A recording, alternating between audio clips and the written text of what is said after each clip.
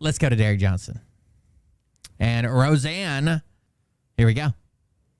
Greetings, Earthlings, and humans, and others, and any members of the animal kingdom who like to tune in because they love my voice. They understand that finally a voice of intelligence has pierced this realm of bullshit. Welcome to the Roseanne Barr podcast. So you see,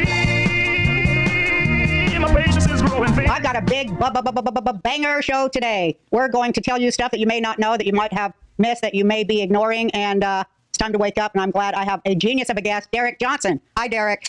Good to see you. Good to see you, too. I see you change out of your baseball cap into your cowboy hat. That's good for Texas. It's great for Texas, but it's great for America, too. It sure is. Yeah, she believes all this stupid Q shit. All of it. So, the cowboy, the Midnight Rider. Hold up this book. I got it right here. I'm all ready. You have one there, too. Yeah, but I can't believe it. The cowboy, the Midnight Rider, who's never seen a horse. It's signed by Derek, so this is very special to me. Everybody go get that book, and I'm sure they'll run to get it after we talk today. So anyway, your task today, Derek, should you choose to accept it, is to get my son Jake, who's always going, "Oh, Mom, you're that's all on the internet. That's not." So her son Jake knows she's fucking crazy.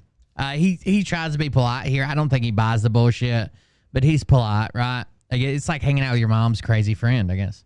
Because when I say Trump is still commander-in-chief, this guy freaks out. But I told him, you have no right to an opinion since you weighed 10 pounds at birth. Yeah, it's so it's you not just fun. be quiet. It's a fun show, but I just want to say You have no right to opinion because you weighed 10 pounds at birth. How can you love Rose? She's been crazy for years. You guys, she was best friends with Kirsten W. CCP. it's the reason I have a problem with it is when she was like on PBD's podcast. Patrick Beck, they have a huge podcast. She was brilliant. Did an hour. Yes.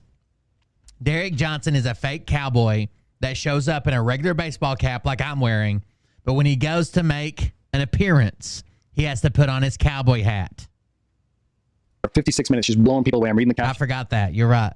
Legend. It's like, I had no idea Roseanne was this smart. That's what I want, right? And then sure enough, with like 3.5 minutes left, she's like, well, Trump's still in charge, you know? And they were the whole and then my phone blew up and I was like, here we go. And I just think it takes away from all the other stuff. You're right. You have a right But to it an opinion. doesn't. It shows that we're out in front. She loves Scott McKay as well. Because people haven't put it into focus yet. And you are excellent at putting it into focus. I've watched all your videos, every single thing you've done. And your mind is an incredible machine. Can you explain who he is for people who don't know him? Derek Johnson, go on BitChute, Rumble. He's all over the place, and he's been explaining what's going on under devolution. And is that what we call it? well, it's a lot of terms there. Devolution is just one tiny little piece of it. There's reconstitution, but it's really a military occupation and a continuity of operations running. These people are so dumb. They think the only way that the word reconstitution can be used is to write a new constitution.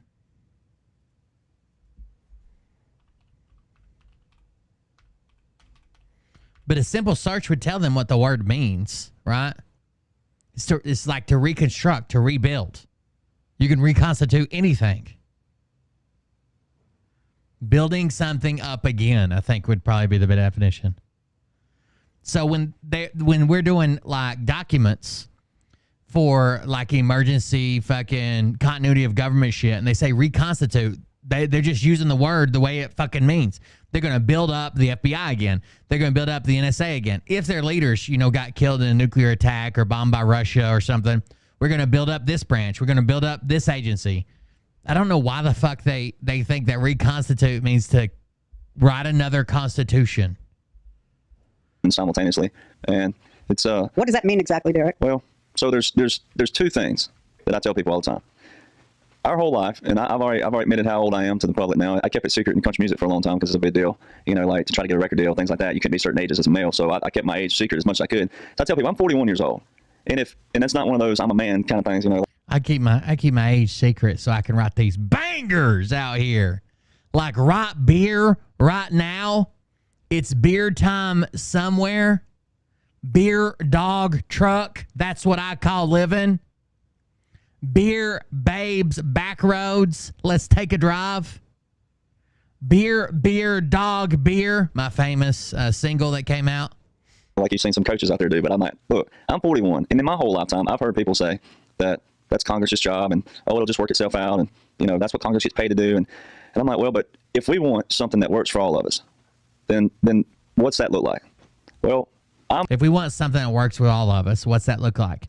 That looks like you becoming involved, not only voting, but having conversations with your local leaders, writing letters, spending your money with companies that support your agenda, holding people accountable. One of the worst things with politics is people fucking forget every election cycle. Like, everybody will be in an outrage because this, we'll start smaller, this mayor or this senator or representative, state level, did this thing that they said they weren't going to do. And then it comes time to vote and they either don't show up because it's not a presidential race, right? Or they completely forget and they're like, I remember that name, I'll vote for him. I'm a live and let live guy. I've always been that way. And unless you know me, you wouldn't know that. But a lot of people that know me know I'm a live and let live guy. And there's a lot of terms that have been misconstrued, butchered, twisted. They don't mean what they're supposed to mean, all these different things. But there's two things that's going on right now. You can either stay with the drama and the propaganda and the what we call mainstream news. All that you can either stick with that, which what's actually happening in the world. Like, Joe Biden's the president. You might not like it, but yeah, some people didn't like when Trump was president or Obama was president. Like, we get it. COVID happened. That was real. The world, a lot of people at war. Russia's got some ships off the coast trying to do a show of force. Or you can believe that Donald J. Trump is secretly the president. All of the cases against him are theater. They're a movie.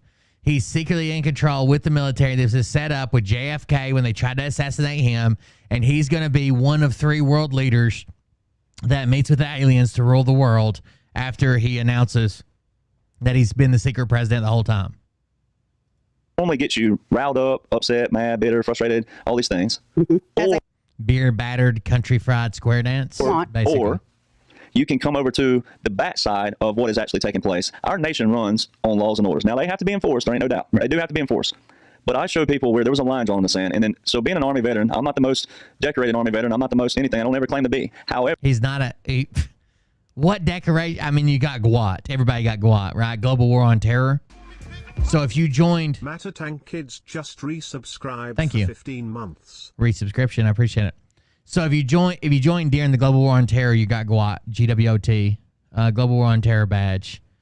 And you graduated boot camp in AIT. Ooh, pretty decorated. I'm not the most decorated. You're not decorated at all, motherfucker. I listened to all of my peers and my elders, my family that were military, but also those I served around and served under. And so I show people there was a line drawn in the sand. In every war we've ever had in history, even I don't like calling them good wars, but when there's been like the Alamo, yeah, right? Those men back in that era, if you raised a white flag, you were considered a coward. If you left, you were considered a coward. You were considered a hero by standing in and fighting for what you believed in, even if you died. So there was a line drawn in the sand, and that was by William Barrett Travis. He drew a line in the sand, said, "Men, if you stand on this side line with me, you're going to die right here. However, you're going to die a hero." And then he wrote a letter called Victory or Death, which also really backs up what our founders, someone yelled, "What, give me liberty or give me death." And I tell people, it's a lot more powerful coming from a wealthy man saying, "Give me liberty or give me death," than it is a poor man. Yeah. All of our founders were wealthy, successful businessmen, farmers, whatever. They were successful, basically. Yeah. When a wealthy man or successful man says, "Give me liberty or give me death," and he means it, by all a lot more weight. You fast forward to Alamo, the line in the sand. He doesn't know who said it, right? I think it was Patrick Henry at the Virginia Convention. One of our founding fathers, I think, said it. And, he was probably wealthy because the other founding fathers were wealthy.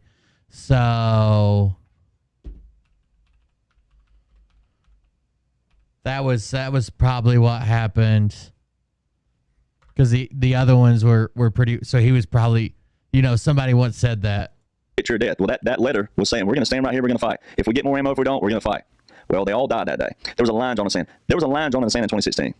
And what I showed people was that if you feel like, wow, this something don't look right. It might have been the second Virginia Convention, maybe.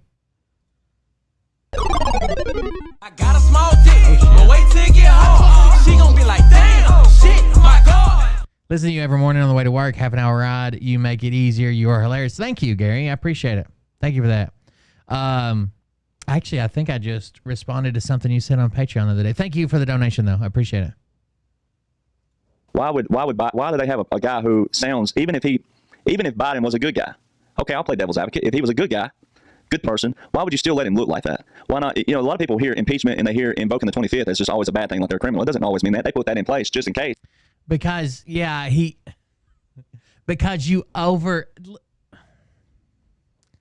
Everybody knows that Biden has whatever you want to call them, senior moments, whatever's going on. So does Trump. I'll agree with you that we need a younger candidate. We need younger people to run. We shouldn't fucking have presidents that are literally on their last leg of life, right? It should be people that can go serve as president, finish serving as president, then have to live under the laws they made. The same way with senators and Congress people. They ought to go pass laws and then go back to whoever they represented and have to live under those laws they passed. Someone had a Biden was stroke. elected. You had a stroke, Yeah. or you shit your pants on stage, or that. Exactly. And you're like, whoa, you keep doing that. You keep pooping your pants. What's up? Right? But they put it in place for good reasons. So I show people that, look, by our standards of our foundation, what did our founders do? They started a war, taxation without representation. They wrote the Declaration of Independence in the middle of that war. Then came the Constitution. Right. So Abraham Lincoln tells people the Constitution is not the most important thing in our history. It's important. It's vital. But the Declaration gives us the rights. And what does the Declaration say? We the people, we're the government. And it says any nation that goes against its foundation can. I think the Declaration of Independence has its importance because it made us the country, right? It declared our independence. They're both important. But the Constitution sets up how every fucking thing works. So one document says, hey, we're going to be this, we're going to do this, we're going to be our own country. And the other one says, this is how we're going to do all of that. Be overthrown. Right. Right. Well, that don't mean violence and things like that. It just says, hey, like if we can talk it out and work it out that way, that's a better option. But they do say it is their right, it is their duty to overthrow any government that goes against its foundation. Right. That's your roots. When people say stuff about the Constitution, Here's, if you've never read the Declaration of Independence, here it is. Congress, July 4, 1776, the unanimous declaration of the 13 United States of America. When in the course of human events, it becomes necessary for one people to dissolve the political bands which have connected them with another, and to assume among the powers of the earth the separate and equal station to which the laws of nature and nature's God entitle them. A decent respect to the opinions of mankind requires that they should declare the causes which impel them to the separation. We hold these truths to be self-evident, that all men are created equal, that they are endowed by their Creator with certain unalienable rights, that among these are life, liberty, and the pursuit of happiness, that to secure these rights, governments are instituted among men, deriving their just powers from the consent of the governed, that whenever any form of government becomes obstructive of these ends, it is the right of the people to alter or to abolish it, and to institute new government, laying its foundation on such principles and organizing its powers in such form as to them shall seem most likely to affect their safety and happiness. Prudence indeed will dictate that governments long established should not be changed for light and transient causes. So you don't just change the government every time you have a whim or you don't win or whatever. Not light and transient causes. And accordingly, all experience hath shown that mankind are more disposed to suffer while evils are sufferable than to right themselves by abolishing the forms to which they are accustomed. But when, in a long train of abuses and usurpations, pursuing invariably the same object, evinces a design to reduce them under absolute despotism, it is their right, it is their duty to throw off such government and to provide new guards for their future security. Such has been the patient suffering of these colonies, and such is now the necessity which constrains them to alter their former systems of government. The history of the present King of Great Britain is a history of repeated injuries and usurpations, all having indirect object the establishment of an absolute tyranny over these states. To prove this, let facts be submitted to a candid world. Well, that's the first part. I'm gonna finish reading it. But basically, what they're saying is they're laying out their cause. They're saying, look, we believe that when men are governed, they should live under a government and follow their laws until it gets to a certain point, and that point should be extreme. It shouldn't be, I don't like the guy, or he offended me somehow, or I don't like his wife. But when we get to that extreme point that we can no longer live under this, that's when men have to stand up and say, we are separate from you. We are dissolving this government. We will make our own and govern our own. And this was a big deal back then, right? Just being there while this was being talked about before it's even written down is a death sentence, okay? And that's where it starts. Now, they say, to prove this, let facts be submitted to a candid world. And this is their claims. This is their charge, or like a charging document against King George. What has King George done? This is what men should do in general. This is what we're going to do, and here's why we're going to do it. This is what he's done. He has refused his assent to laws, the most wholesome and necessary for the public good. He has forbidden his governors to pass laws of immediate and pressing importance, unless suspended in their operation till his assent should be obtained. And when so suspended, he has utterly neglected to attend to them. So he's saying he's refused to approve these laws we need, okay? And when his governors pass laws, they're not allowed to unless they pass them and then pause them until he gets to see them and says, yes, that's good. And these are laws that we desperately need. He has refused to pass other laws for the accommodation of large districts of people unless those people would relinquish the right of representation in the legislature, a right inestimable to them and formidable to tyrants only. So he's saying, they're saying he's making these concessions like, I'll pass your law you desperately need, but you're not going to get representation. Right? You're not going to have a voice. If you drop this silly little, we want to be represented, I'll pass your law for you. He has called together legislative bodies at places unusual, uncomfortable, and distant from the depository of their public records for the sole purpose of fatiguing them into compliance with his measures. So he's treating the legislator, he's trying to tire out the legislator. He's saying, we'll meet over here, we'll meet at this time, and we're hiding from people who might want to listen in. And he's making them run all around chasing him, right? And fatiguing them into compliance. So making them so fed up with it, they finally agree with him. He has dissolved representative houses repeatedly for opposing with manly firmness his invasions on the rights of his people. So when he doesn't like a law that's passed, he dissolves the representatives. He just gets rid of that body. And then he always opens it back up, but he puts new people in place that will agree with him. He has refused for a long time, after such disillusions, to cause others to be elected, whereby the legislative powers, incapable of annihilation, have returned to the people at large for their exercise, the state remaining, in the meantime, exposed to all dangers of invasion from without and convulsions within. So after these dissolutions where he gets rid of everybody, he causes, this is what I just said, he gets other people elected, and these other people are just people that would agree with him. So imagine if Biden come in tomorrow and he wanted the Senate to pass a law, and they didn't. He said, okay, the Senate's dissolved. And that everybody left and went home. He said, you're fired. And the next day he said, Senate's back open, but only people I pick are going to be on it. That's what the king was doing.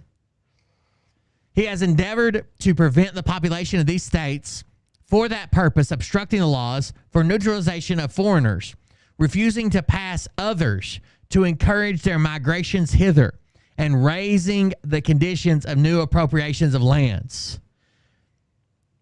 He's trying to keep less people from coming to the United States. He's trying to control what's in the United States and what's not in the United States, and trying to convince people not to go to the United States. He has obstructed the administration of justice by refusing his assent of laws, or assent to laws for establishing judiciary powers. So he's fighting them with setting up a justice system.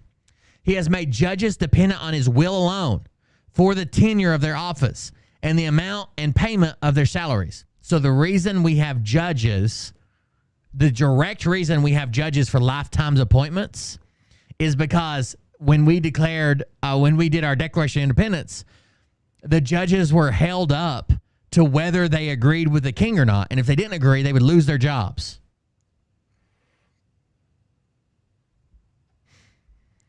He has erected a multitude of new offices and sent hither swarms of officers to harass our people and eat out their substance. So all his friends get government jobs, basically, and they come over here and fuck with us. He has kept among us in times of peace standing armies without the consent of our legislatures. So he keeps a standing army here to keep us in line, even though we're not at war. He has affected to render military independent of and superior to the civil power. So he's ruling with an iron fist. Yeah, we have some civil people that work here and pass laws or try to, but the military is always a threat that's here. He has combined with others to subject us to a jurisdiction foreign to our Constitution and acknowledged by our laws, giving his assent of their acts of pretend legislation. So even though we pass laws, we're trying to do it's all like playing pretend because he's still technically in charge.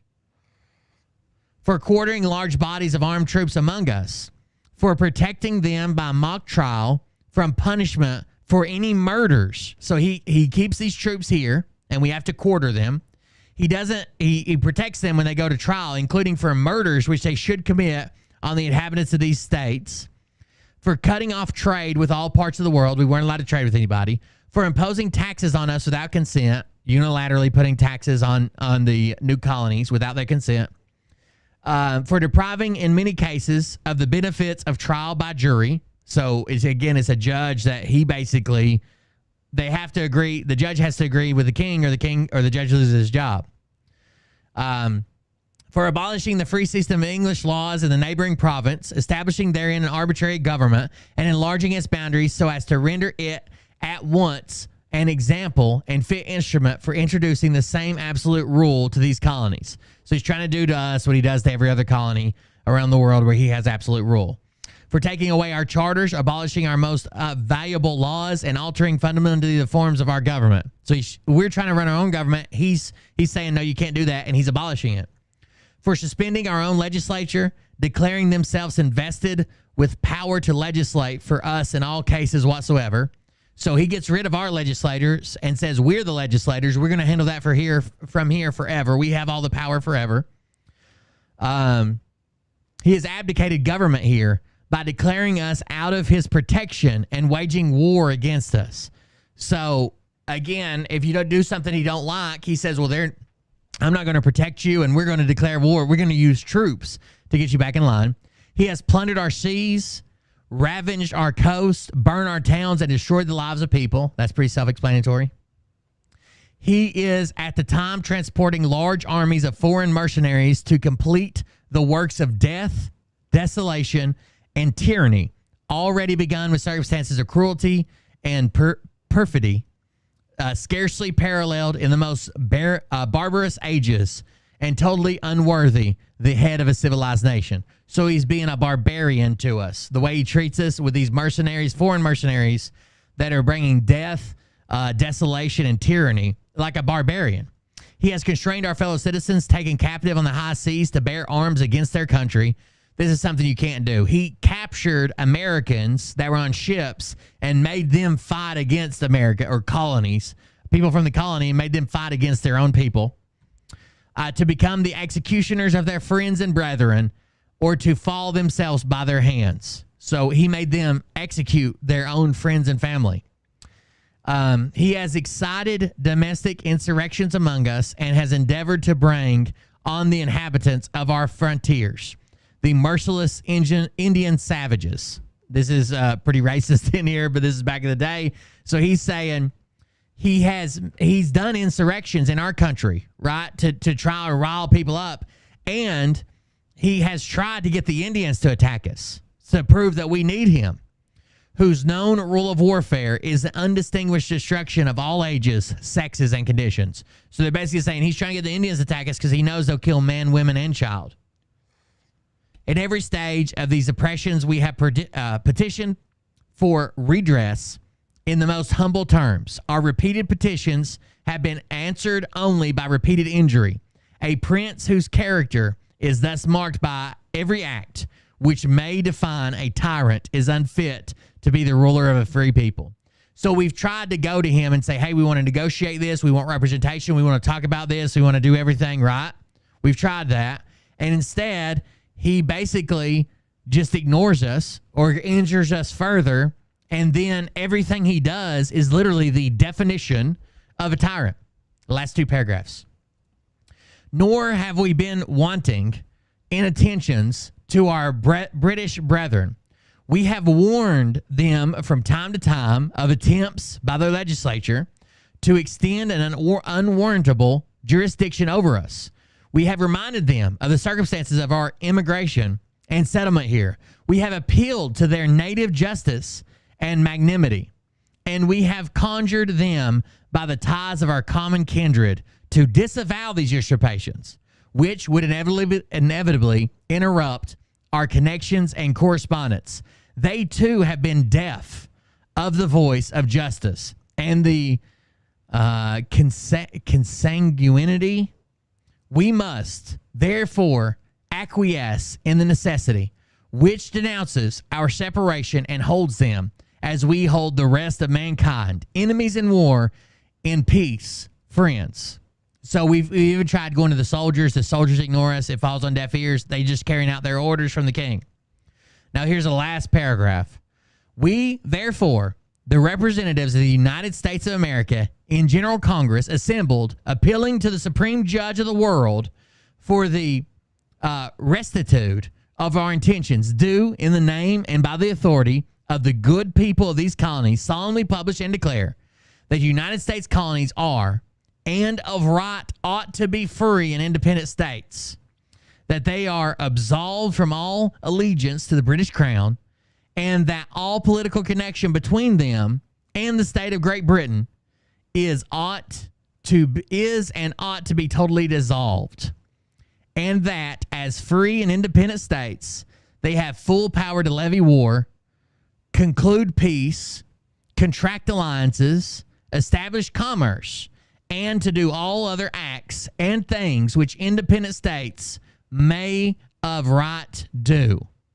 And for the support of this declaration, with firm reliance on the protection of divine providence, we mutually pledge to each other our lives, our fortunes, and our sacred honor. So that's the U.S. Constitution. Or I'm sorry, Declaration of Independence. Round of applause. Now, historically, if you're talking about the historical effect that these documents have, some people would argue the Declaration of Independence is more important historically, because this was it. This was saying, hey, we're tired of your shit. This is what men should do. This is what we're going to do because we're tired of your shit, and this is the shit we're tired of. We'll pledge our lives, our fortunes, everything we have to make this happen. You fucked up. We've tried to fix it. Your soldiers aren't listening. You're not listening. We're doing this thing on our own. It's basically a declaration of war. But when we're talking about the Constitution versus the Declaration of Independence on what's more important nowadays, like after we've already declared and we're a separate country, the fucking Constitution, by far, it lays out how every fucking branch of the government works. It includes your Bill of Rights, right? The first 10 amendments and how important those are. It lays out fucking everything. That's why one of them is one page, and the other one has how every piece of government in our nation works. Just logically, it's a much broader piece of work. It's huge.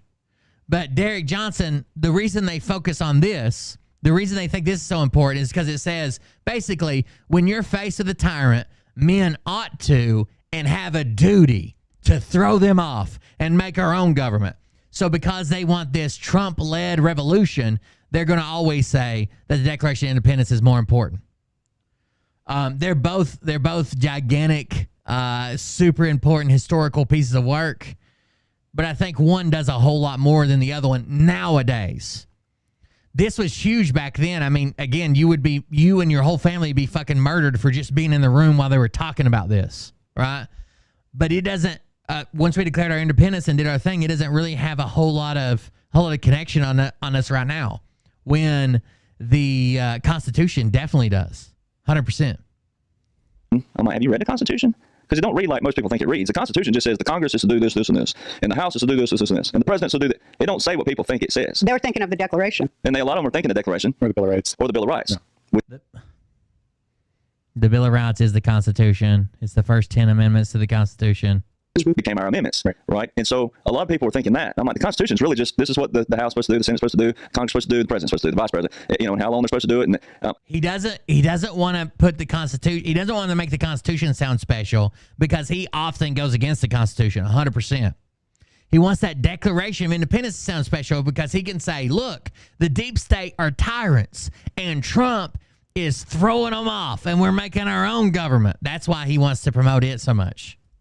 just that. It's just a basic core. So I show people what you're watching was a line drawn in the sand, and it was unexpected, but you can prove everything by laws and orders. And then when people say, I get people out there say, I don't see anything happening. I'm like, well, how do laws and orders, the fucking Declaration of Independence doesn't say anything about how laws and orders are done at all, literally, other than the king struck them all down.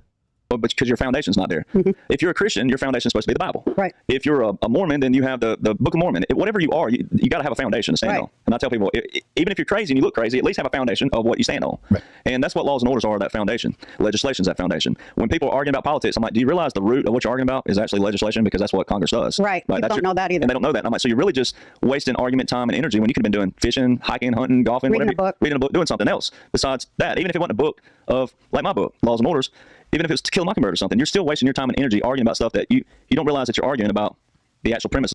Literally, Derek Johnson comes on his Telegram and his shows and screams and yells and cries and says, you don't get those messages at 3 a.m. where the soldier's going to kill himself, but he read your book and now he fell asleep. Or he literally does this every fucking time he posts anything. But he's like, look, go read To Kill a Mockingbird. Hang out, everything's fine. Trump's got us. This is what we're talking about. Right. So President Trump, with a If we want to see a measurable improvement in our government, would it be better to ignore it and go read a book, or know what's going on and be part of the process?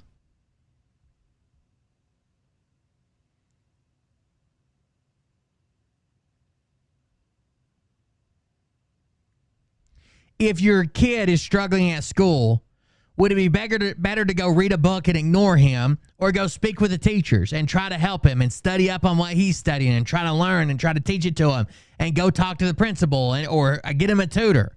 Of course, you want to be involved. Why are all these people telling you not to worry about it? Somebody else has got it. Don't worry. You could have read a book. Why would you want to watch the news about what's going on? It's not real. Just go read To Kill a Mockingbird. You don't have to read my book. I'll put on the cowboy hat if you read it, but you don't have to read it. military occupation, that is basically martial law. That's what that means, martial law. That means suspension of the Constitution, rid of habeas corpus. That's in the Constitution. I've heard even older men, that's why I stated my age earlier, because I've heard older men want to argue, and I'm like, they'll say, Constitution doesn't say that. I'm like, it most certainly does. Go look it up. It's called the suspension clause. It's when a president cannot enforce the laws. His posts absolutely are. Right? Well, then he can do this, but only if that. Well, that would have to be documented. It would be documented, not by the president himself. There'd been a massive Congress and different people who would have documented this. And it would have been also on both sides. It wouldn't have been a one-party deal. So this was all documented. Now, there's certain things that when people say like this, the president, when he starts his term, he's done. No. There's a presidential emergency action document that extends the power of the president. Now, it's draft classified, meaning you won't know about it, I won't know about it. But there's enough stuff around it that I can prove with military laws and military orders and federal laws and orders to prove that that would have been done. And it only takes a few things. But like I tell people, there's two things that President Trump's doing right now. 99% of America don't know the laws and orders. Right. So he has to keep civil rest. None of this could ever look like a dictatorship or a takeover or even a hostile takeover. Right? You can't make it look like a coup. Right. Right. So what Derek Johnson is telling you right here is that Donald Trump is committing a coup, but he can't make it look like a coup. No, your posts are there. Your posts are there. Donald Trump is committing a coup, but he can't make it look like a coup because there's nothing else that I would have to hide. If this is legitimate, it's backed up by laws and orders. You just got to read, and somebody can explain it to you, and you can go pick up the Constitution and say, yep, this is the part that says Trump can be secret president behind the scenes, and Joe Biden is an actor who's actually working at a fake White House that's 1/3 the size, and he's been replaced by a body double because he was killed at Gitmo. Right here, number 3 on the list. Look, there's an asterisk right there. There's nothing else that I need to hide that looks like, seems like, smells like, tastes like a fucking coup, but we don't want to tell the people that. So it had to be done lawfully via how do we operate? Laws and orders. So a continuity of operations is where you have national essential functions for what? The 3 branches of government. And I use this in all my podcasts, and it's still amazing to me. I don't know if the numbers have changed, but when I started talking and I went viral and I started having a podcast. Oh, God, here it goes. 68% of people can't name the 3 branches of government. 68% of America. So 68% of 332 million people cannot name the 3 branches of government. Just name them. Not surprising. Don't tell what they do. Right. Just name the 3. Say executive, legislative, and judicial. 68% cannot do that. So I'm like, well, why are you arguing about things that you don't even know about? Right. And Because they saw it on TV. And I'm like, you can't argue about it. And it's not healthy to argue. It's healthy to debate. It's not healthy to argue. You know, Right. I'm all about tough questions because I don't know all the answers because I'm not a part of the operation. I just take what Donald John Trump and the military's put out, and then I go read that on the military portion, and then I show with a training document from the Army how the federal pairs with military. And that's where most people lose it too, because they don't realize, they think military is a part of the government. It's not. It's a separate entity. Okay, so just to stop you here, because this is really good information. It's your theory, right, that everything happening now the last 3.5 years.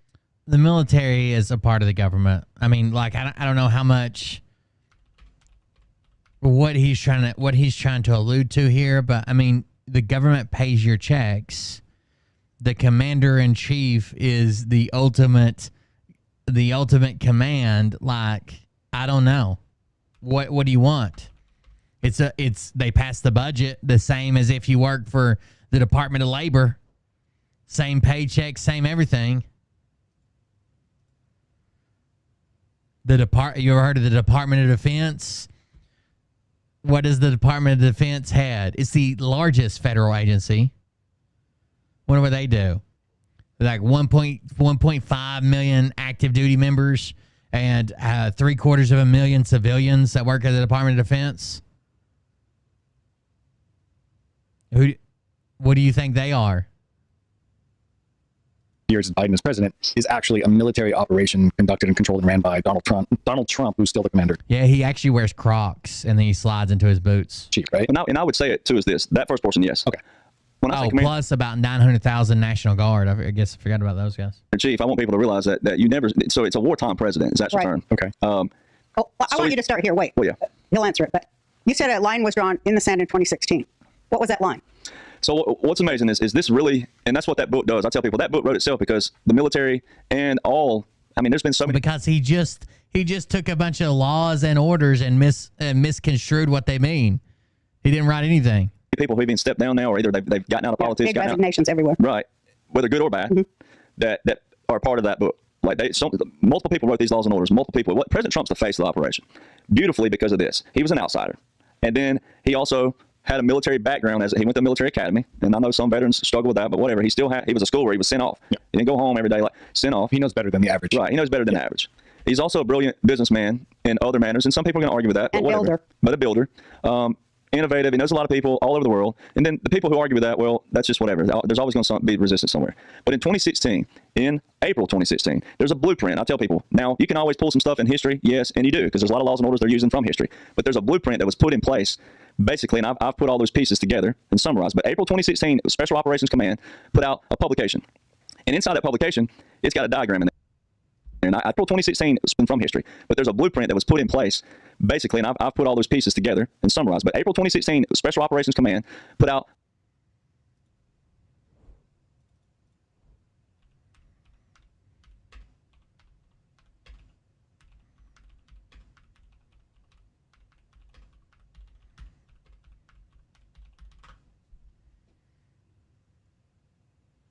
a publication. And inside that publication, it's got a diagram in there. And I tell people, I joke about the old pyramid schemes. You know, I used to have buddies that would get pyramid schemes in college, and they get you the first time. Because they say, I got an opportunity. Well, that was real broad. And then the first time you hear it, it's, oh, man. But this pyramid, if it was a pyramid scheme, it's the most beautiful pyramid scheme you could ever look at. And it's a diagram. It looks like a pyramid. On the side It's a pyramid scheme. of it says revolutionary causes. So this is, I know what this document is. I think I have a copy of it. It's the Unconventional Warfare Pocket Guide. The Unconventional Warfare, let me make sure, Pocket Guide. You can buy it. You can buy it on Amazon. The Unconventional Warfare Pocket Guide. Now, what does this have in it? Let's see, that's page 9. The purpose of this document is to provide a pocket reference of unconventional warfare, UW doctrine, concepts, academic inquiry, and suggested supplementary reading for military leaders and planners. It's a joint publication. Joint publication 3-05.1 defines unconventional warfare as follows. Activities conducted to enable resistance movement of an insurgency to coerce, disrupt, or overthrow a government or occupying power by operating through or with an underground auxiliary and guerrilla force in a denied area. So you're working with an underground guerrilla force in an area that's controlled by the other people. Point of contact for this guide is United States Army Special Operations Command, Deputy Chief of Staff, G3, Sensitive Activities Division, G3X, AOOP-SA, Fort Bragg, North Carolina, 28310. Unconventional, so here's the contents. Unconventional warfare overview, terms used in unconventional warfare, components of a resistance, phase 0, steady state, phase 1, prep, phase 2, initial contact, phase 3, infiltration, phase 4, organization, phase 5, buildup, phase 6, employment, phase 7, transition, then coordinating foreign disclosure and release of U.S. TTPs, tactics, training, and procedures. Resources, law and policy, doctrine, joint army and RSOF pubs, publications, research and science, white papers, academic studies, and other articles, books, videos, and then terms. I got glossary terms. This guide is a quick reference of unconventional warfare theory, principles, and tactics, techniques, and procedures. It is not a complete treatment of the subject. To guide further study, it includes, in annotated form, as many references as possible, starting with established law, policy, and doctrine, includes scientific studies, and finishes with recommended reading on the subject. The term UW often elicits strong responses, both negative and positive, though many have a fundamental misunderstanding of the term itself and its application supporting U.S. policy. Simply, UW is a support to a resistance movement. Historically, and most often, the U.S. supported a semi-organized, militarized, irregular force known in doctrine as a guerrilla force as part of an insurgency, such as the U.S. support to the Afghanistan Northern Alliance in 2001. This is most often due to a foreign policy decision on when to get involved. However, the application of UW is much broader and adaptive. The methods and techniques used and the planning for the operation are dependent on the state of the resistance movement, environment, and the desired end state. Support to a resistance organization in its incipient state requires significantly different planning and support than one in the war of movement state, using Mao's phases. So, from the Art of War. The first will most likely be small, very sensitive, longer in duration, and often conducted under Title 50 authority, whereas the latter is large-scale and open, as with the Northern Alliance of 2001. Thus, to prepare and train a force to conduct UW writ large, the theoretical construct must encompass all development states of the resistance, numerous environments, ideologies, and circumstances, and account for all possible paths to a desired end state. The straw man and scenarios discussed in doctrine are not prescriptive, but descriptive of a comprehensive campaign necessary to explore all possibilities and their applicability. UW has a wide range of applications in the contemporary environment, whether a textbook approach to operations supporting the Syrian resistance, preparing a partner state ahead of potential occupation, or enabling a tribal group to resist Daesh occupation in an Iraqi city.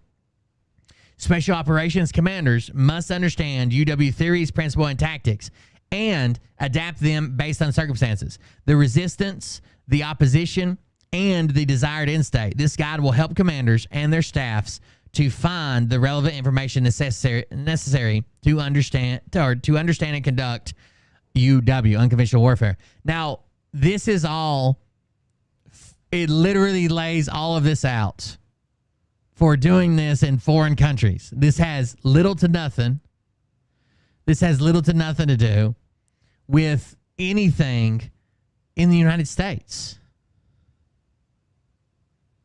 The apostrophe is not in the wrong spot. You're just reading it wrong. Derek Johnson. It has nothing to do with the United States. It has nothing to do with Trump. It has nothing to do with our special military command supporting Trump out in Mar-a-Lago. It has nothing to do with it. And then what he cites here, this tower says a government in exile is a government displaced from its country of origin, yet remains recognized as a legitimate sovereign authority of a nation. When does this happen? Well, when what we call, now you gotta the terms here are very loose. What we, the United States, might call rebels, Russia or China or somebody might call them the legitimate government. But from our point of view, when rebels take over the presidential palace or whatever and drive that the leaders seek a place to stay in exile, somewhere safe in a foreign country, and we still consider them the leaders, then they're a displaced government. When we want the rebels to win or care less, then the rebels are now the accepted government. You see what I'm saying? Because we sometimes play both sides, no sides, one side, it doesn't matter. But a government in exile is not Donald Trump secretly won the election, but there was cheating, so he caught it all, so now he goes to Mar-a-Lago and hangs out. That's not what they're talking about. It tells us right here. We're going to read all this. Hold on. A shadow government consists of governmental elements and activities performed by an irregular organization that replaces the governance functions of the existing regime. Examples include security, health services, and taxations. Members of the shadow government can originate from any element of a regular organization, underground, auxiliary, or guerrilla force. The shadow government operates in the denied area of an occupied territory. So a shadow government would be a government you place in place, but it's like underground, right? Even though they say government A is in charge, government B is the underground guerrilla tactics, and they've set up their own government and provide government stuff like security or health services or taxation, right? But they're a shadow government. They're a second government running behind the scenes. A government in exile is a government displaced from its country of origin, yet remains recognized as legitimate sovereign authority of a nation. Recognized is a big deal. He tries to say that he's a wartime president. He's a president in exile. Nobody recognizes him. We would all be recognizing him as president. It says recognized, yet remains recognized as a legitimate sovereign authority of a nation. A government in exile will normally take up sanctuary in nearby allied or friendly nation states. Figure 2 below, which is what he's talking about here, depicts the typical activities conducted by an insurgency or resistance movement. Most of all of the represented activities will be conducted by a successful resistance or insurgency, regardless of whether the USG makes the policy decision to support it, the U.S. government. The USG support to resistance, unconventional warfare, is initiated by either a presidential finding or an exord, EXORD.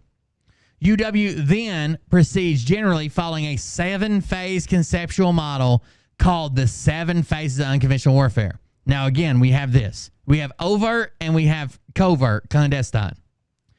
And it says, blue is public component activities. Okay, the first ones we're going to look at would be public component activities, and they are in blue. The very first one is negotiated settlements. The second blue one says international strategic communications. So those would be public components. Now, red is armed component activities. And that first red one there says large-scale military and paramilitary actions. Those are armed components. Minor military and paramilitary actions. Those, again, are armed component activities. Now we go back to blue, and it says shadow government activities. Shadow government activities is at the split. They can be both. They can be overt and clandestine. We have a black one that says increased political violence, terror, and sabotage, underground. We have negotiations with government representatives. That's public. We have intense sapping of morale of government, administration, police, and military. That's underground.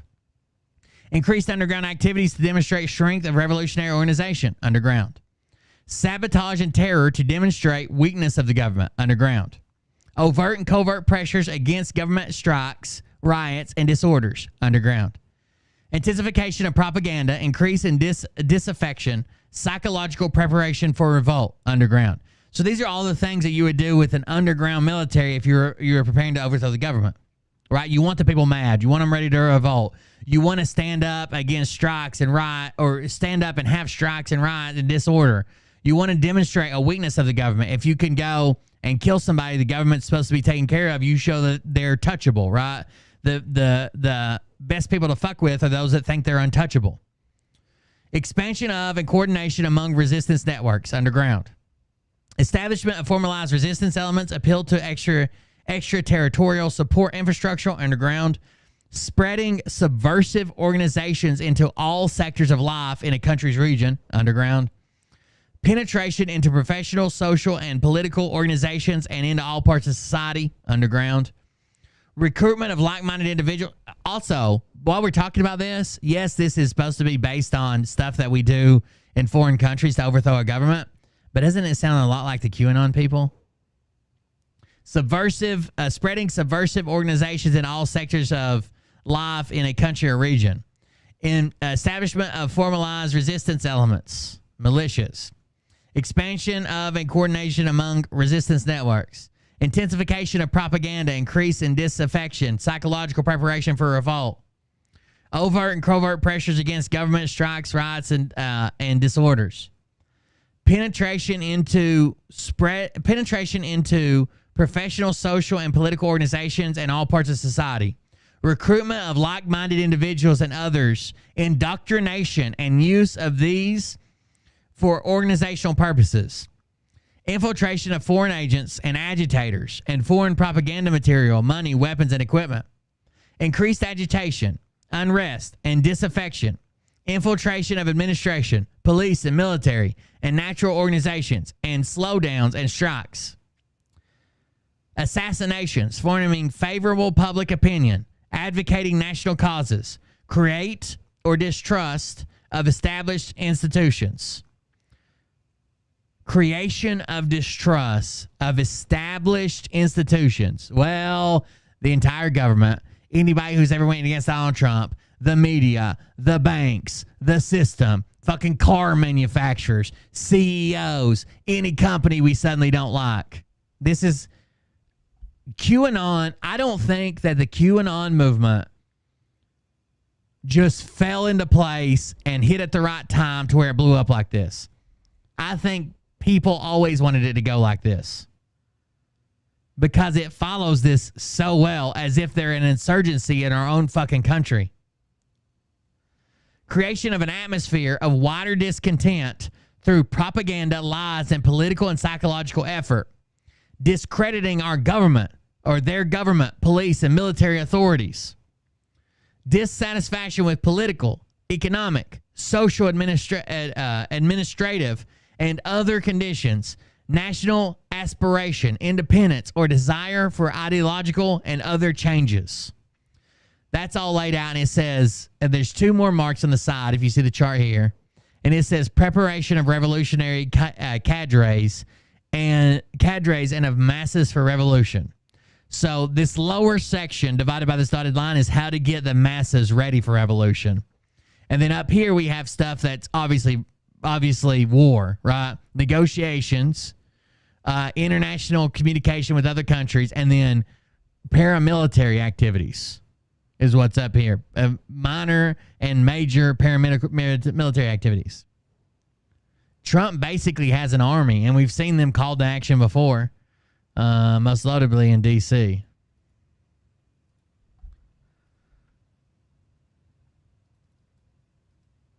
All right, here we go. Back to his little chart. Let's see what he says about it. I read you everything that's pertinent, all the pages up to this, so you can't say I left anything out.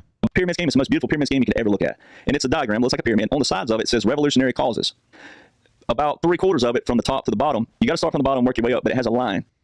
It doesn't say revolutionary causes. It says preparation of revolutionary cadre. So cadre would be the leaders of the movement, and masses, the followers of the movement for revolution. And yeah, you can think of this as, hey, they're getting us ready to take our country back. But that's not how they use this.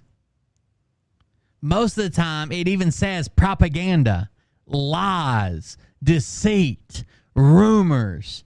Like when we use this against other countries, we're not just exposing like, hey, your leaders are the bad guys. We're making their leaders the bad guys. We make up whatever we need to make up. Oh, you like your leader? Do you know he eats babies? Oh, you like that guy? You know he drinks children's blood? Oh, you like this company? You know that they donate to the Church of Satan? It's not just about exposing these corrupt politicians. It's making up lies to make the people mad enough to revolt. And it's got a description on every line of how do you start going into a mass population, basically, if you will. And I'm going to stick to my word that I use, and I know that some people don't like it, but I'm going to stick to it because it's a motivational word. I mean it motivationally. But a lot of Americans are lazy. And rightfully so in a good way sometimes because we're spoiled. We're supposed to be spoiled. We're the greatest nation in the world. We're supposed to be spoiled because of what? See, we have a baseball hat for travel and a cowboy hat for podcasts. Family traces back to the Revolutionary War. Like I have my lineage. I'm a son of the Confederacy and I'm a son of the Revolutionary War. Here's where he lies about being a war veteran. On one side of my family. And every one of my close relatives, my dad, my uncle, great uncles, my great grandfather, all of us war veterans. All right. All of us war veterans. Derek Johnson has never seen a war, been in a war, participated in a war, helped a war, been fucking supporting a war. Derek Johnson's never been to war. So all of us can't be war veterans. Because all of us would include you. Now, that's not something you want to brag about, but I'm just saying because it's there, it's there. But he just lied. That's not something you want to brag about, but I'm going to make up a bullshit fucking lie so I could include myself in it. If it wasn't something that he thought was good to brag about, he wouldn't have included himself. He would have said, you know, my dad, my grandpa, my great-grandpa, they were all war veterans. Now, that's not something to brag about. If it's not something to brag about, why did you lie about being part of it? There. All right. But when you look at that diagram, how do you get into people? How do you get them thinking? And how do you get the lazy and that people to care again about things that matter, not things that don't matter? All right. This diagram shows that, and it goes all the way up, and that says clandestine. It's got a little line right near the top that says clandestine, and that's that bottom portion of the 3/4, and then the top portion is overt. Overt, covert, clandestine mean the same thing. It's the opposite of overt. Overt's out, the public, everybody sees it. Covert is the opposite. Clandestine is the opposite. And that portion says large-scale military operations. Well, that's what you're seeing right now. But see, if this was put in way back here in April 2016. Wrong. This is just a lie. Overt. Large-scale military actions where? These large-scale military actions would be all over the news. Everybody would know about it. Everybody would know that the fucking Pennsylvania National Guard marched down the goddamn White House and threw Joe Biden and his ass out and put him on a plane to Gitmo.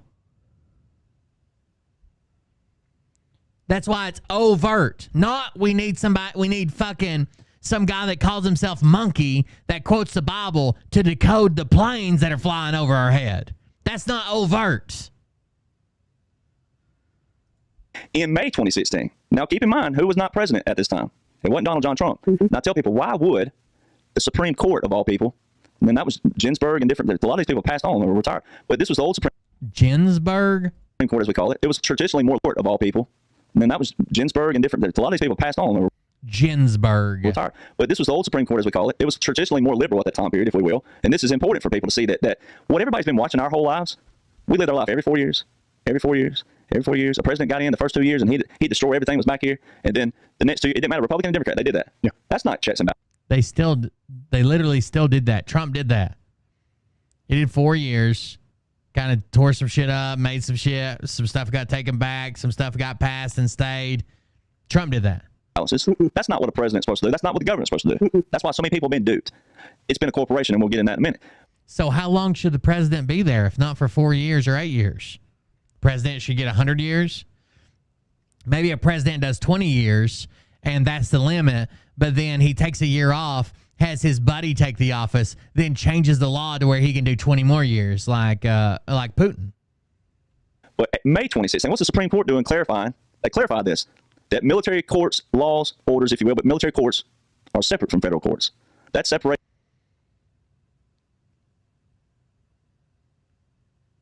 Guys, why would military court systems need to be separate from federal court systems? He used to say Trump's. Now, that's a fucking lie. But why would they be separate?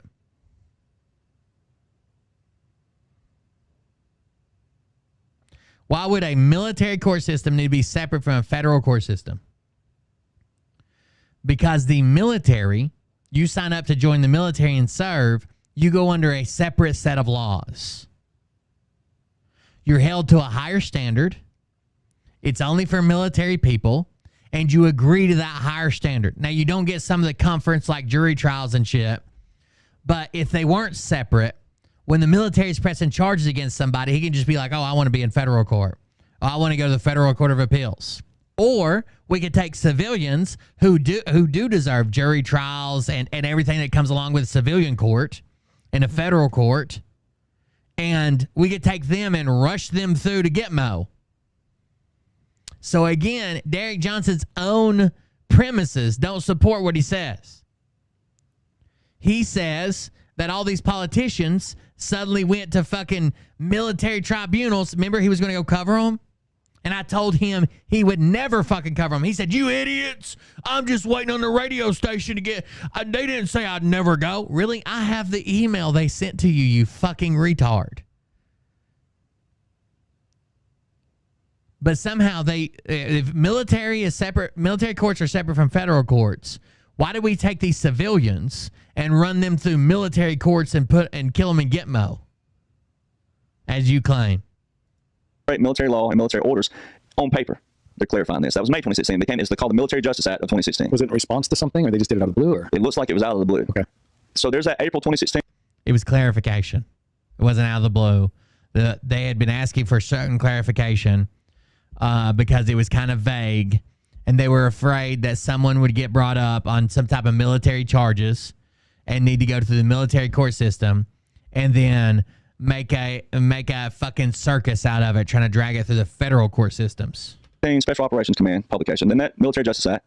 Then you move to President Trump was already, during that time period on his campaign, February 2016, so right before that April, he was saying we're going to load Gitmo up with a lot of bad dudes. Yeah, I remember that. That was February. So here's February, there's April, there's May. Then you had the mainstream media, which when you go read that diagram, it's all part of it. Mm-hmm. You gotta create frenzies. You gotta get in and you gotta kind of shake the water. You gotta shake it. You gotta shake people up. This diagram is so perfect. Well, remember everybody, Donald Trump will what? Never be president. Mm-hmm. Never. That's a strong word to say. Even if you're on the other side and you absolutely hate him, that's a strong word. When you say never, Obama said that. Yeah. They all did. They all said it. They all said it. Everybody said that about everybody they're running against. Right? We've heard that about Hillary. We've heard that about Biden. We've heard that about Obama from the other side, from their competitor. They'll never be president. They'll never win. They're not going to win. No, never. We've heard that again and again and again and again and again.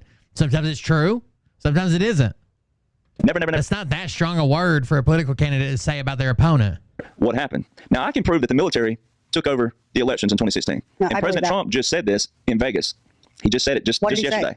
So let me, Okay, we'll paint a picture. He just said it yesterday. So Let me paint this picture for you. Now, listen, Roseanne, imagine you have a watermelon you brought in here and set up on the table. In 2016, when the way you prove it's not the 2016 year, you prove it with his laws and orders.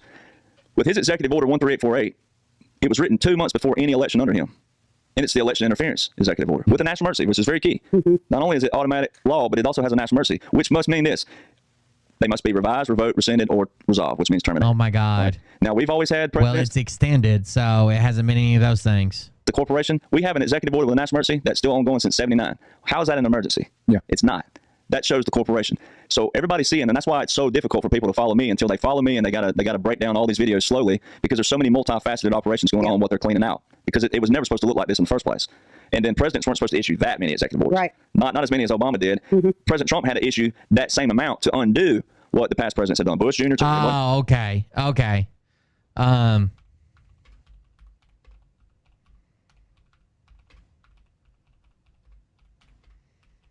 So a president's not supposed to use that many executive orders. Not like Obama did. But Trump had to do it to undo what Obama and Bush did. That's why. That's why he had to do that. I don't think you understand. That's why he had to do it. You're not understanding this, okay?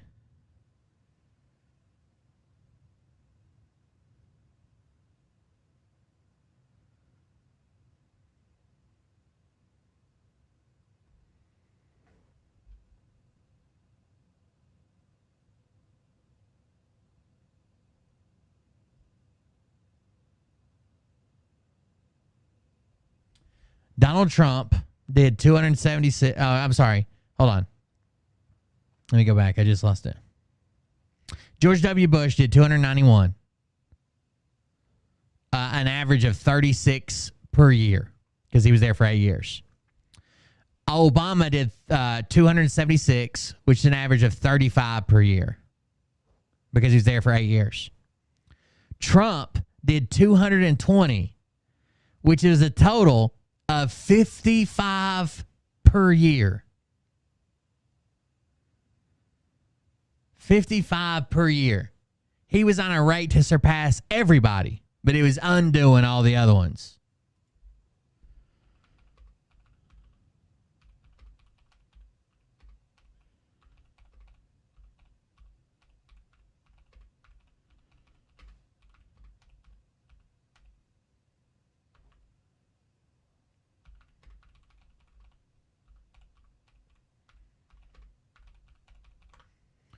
So literally, Obama only had... Sorry, let me expand this again. Obama had 56 more than Trump over 8 years compared to Trump's 4 years. Yes, to undo them, you just don't sign them again. But this wasn't just Obama. See, it was like... Well, it's when they got rid of the Patriot Act. It started with Clinton, and that's when they started heavily just bombing executive orders. So that one executive order in September 2018 is very important. Election interference. The only evidence of interference they would have had was 2016 and prior. However, when you got to prove something in court, you got to have a precedent to stand on. Yeah. We've never had a law for election interference. We've never had that. So that executive order was the precedent. All right. Well, in that order, it says, although no foreign power has altered the outcome or vote tabulation in any United States election. So that tells you right there, that's Pat's a punch. You got to break it down. Although no foreign power has altered the outcome, that means mine and your votes, just straight up regular. Right. That's pointing to a deep state. Right. All right. They would shift the states. That's why we have these things called swing states all of a sudden. Right. They would shift the states throughout history, and people start saying, well, Ohio's the big state this year. Nevada's the big one. President Trump said yesterday, Nevada's the big one. If we win Nevada, we win it all. That's what he just said yesterday in Vegas. Well, the swing states, that's a big deal because that would show the balance, the shift of the balance of where they needed to get someone in to affect certain things. And this is all parts, rhinos, Republicans, and Democrats. That's where Republicans, President Trump tells you all the time, just because you're Republican, just because you're conservative, don't mean you know what's going on. And that's really going to be a hard grip for Republicans and conservatives. Just because you're Republican conservative, you're not far enough for us. You can't just say I'm a Republican or I'm a conservative. You got to be a fucking Q-tard. Right, because you got to know the basis, the foundation. All right, so that order cancels out all of our votes from that manner. It's pointing to the deep state. Then it also says you got to take altered the vote tabulation. Vote tabulation is January the 6th. See, a lot of Americans thought that January 6th in 2021 was just President Trump versus Biden because they had no clue about the state electoral counts. Right. False. January 6th is the date that every president in history has had to go through, making sure that the delegates in the states vote. It certifies it. Well, what's that clause doing there? Although no foreign power has altered the outcome or vote tabulation. That is 3 United States Code 15. Everybody. Right. So imagine if I passed a law that said no one can assassinate anybody else with a potato. Right? No one can assassinate anybody else with a potato. I might word it to say, although a potato or spud-like instrument has never been used to assassinate a world leader. By executive order, no one will be allowed to use a potato to assassinate a world leader. So he says, although no election has ever been, we've never found evidence of this happening before, we would like to put in place that this shouldn't happen. And if it does, here's the ramification for that. Everybody in history witnessed on January 6, 2021, everybody witnessed already unprecedented something that happened. Right. And they didn't realize it. The 2 objections in the state of Arizona count. They were supposed to stop the votes. Right. The gavel was supposed to slam, stop.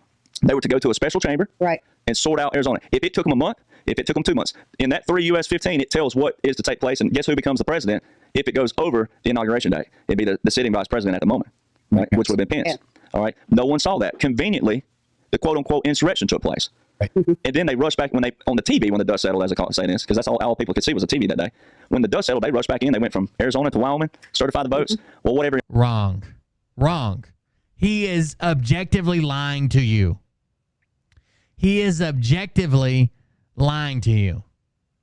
They argued Arizona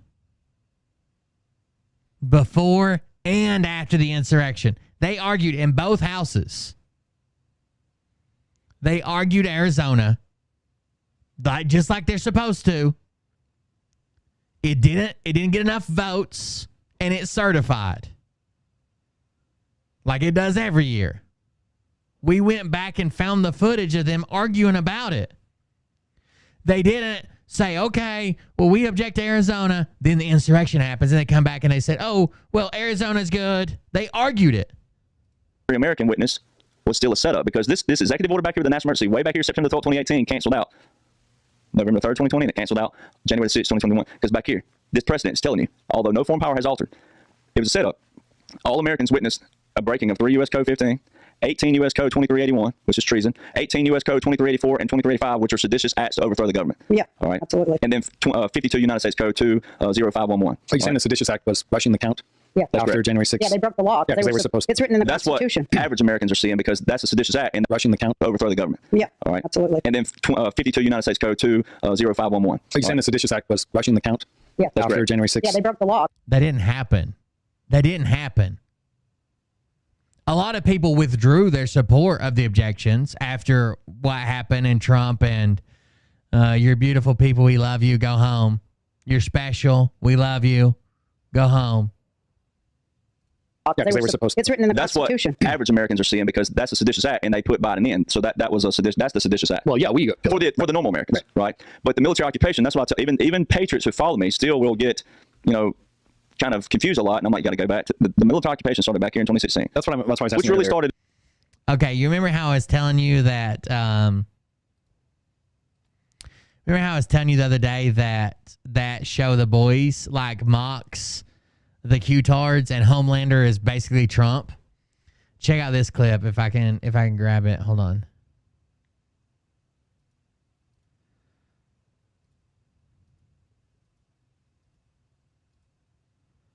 I think I got it right here. Check out this clip.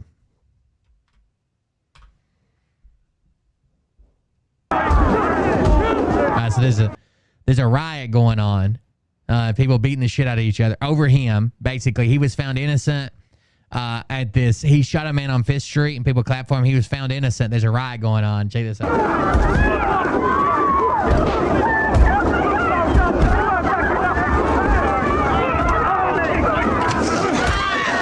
He's just observing it and smiling.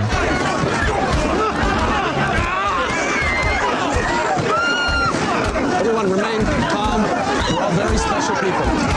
Stop it. Everybody remain calm. You're very special people. Stop. Stop it. Just stop. Oh, well, I tried.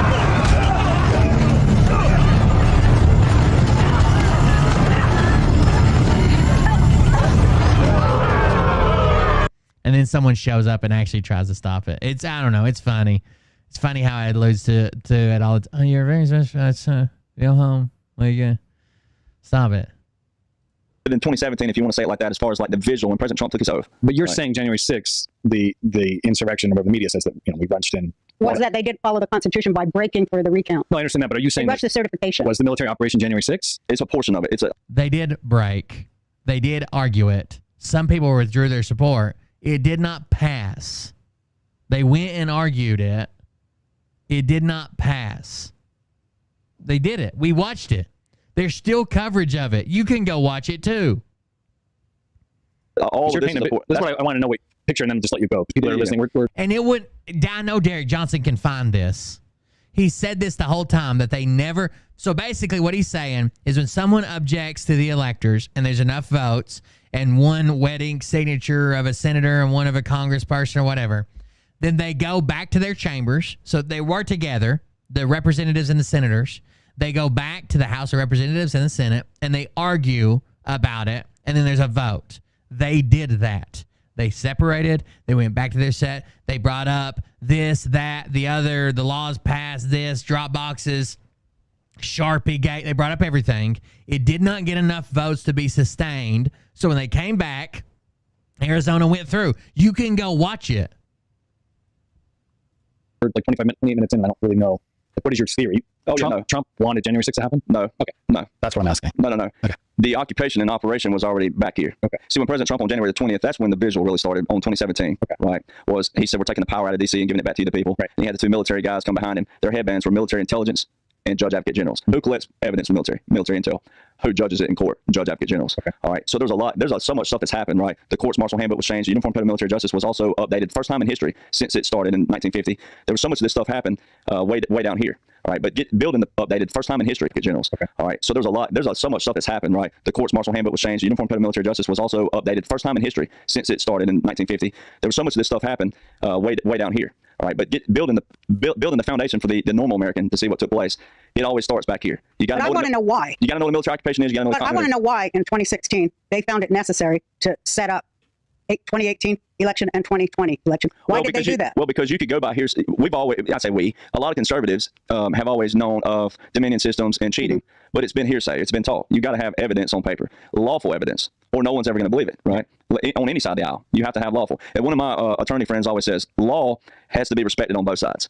Because if the other person doesn't respect the law, you could even send someone a cease and desist, and if they don't respect that, they'll just swallow it up, throw it away. That's true. Until you sue them, and then. But it has to, but the law is written so neutral as much as possible because it's setting a precedent and it's also a future reference for other cases. So the law itself is as neutral as possible. It's just a matter of, that's why you can't really misinterpret it drastically. You can misconstrue it drastically, and you can butcher it drastically. Yeah, but something must have been going on where the military said our country needs... Look at Lou Dobbs, right? He worked for CNN before. He was fired effective immediately, I think like the next day or the next business day, way back in 2008 or 9, when he said on air that the Dominion systems would have implications on future elections. It was effective immediately. Boom. Right. Then he was with Fox, the next thing you know. So, yeah, we've always had hearsay talk, and people know on the backside, but there's never been a law in place where you could walk in a court, it'd be documented back here, but then you walk in a court, let's say in 2025, and go, well, this is what you saw from 2016 and prior. I'm 45 now. Oh my God! Here we go. Everything hurts, and I've been we got a podcast ad. I don't want to get into specifics about members of our family, but I'm very close to someone in our family that's been taking pain meds, and maybe they've developed an unhealthy bond to it. And we know about the opioid crisis. So I guess what I'm getting every family in America is touched by it. It's the biggest crisis in America, which is saying a lot because America is basically one crisis after another. But people are in pain, and the options for us for pain are limited, and a lot of them just lead to worse pain or addiction and shit. So this product, I've seen this on the UFC. This is a real product. It's kind of new. We talk about it more, but what it does is I'll let you explain it, but it's a healthy alternative to pain relief that works.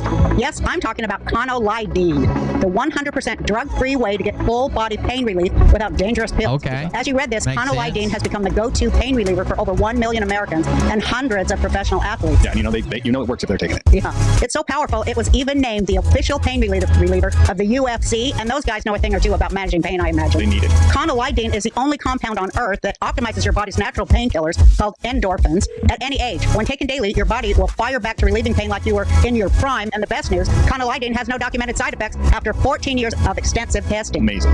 Conolidine is absolutely the future of pain relief. So whatever you do, make sure to click on the link below and check out Flint's amazingly informative report on how conolidine is changing lives by providing safe and powerful relief at 1/10 the cost of pain pills. There's that too. It's cheaper. Now here's the best part. When you click on the link below today, you can access the only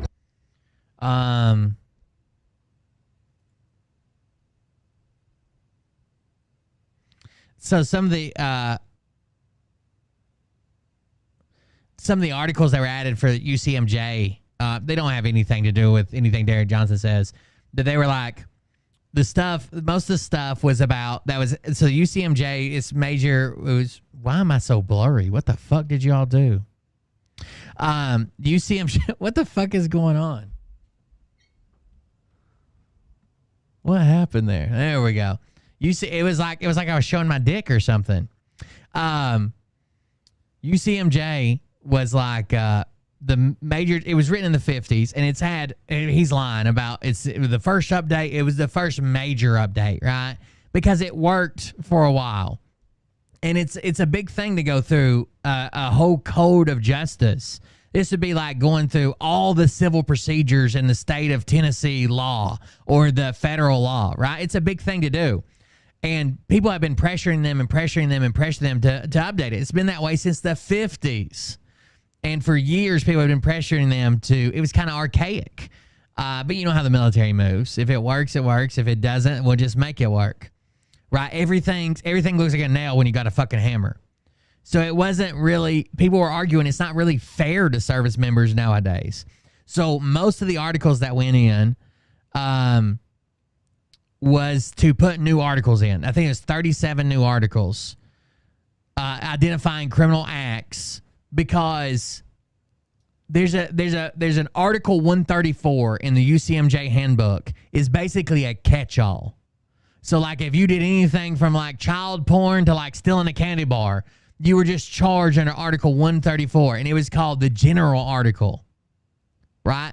And basically all they had to do was prove that it went around against the general procedures of the military and your agreement to be part of it. And everything got charged under 134. It didn't have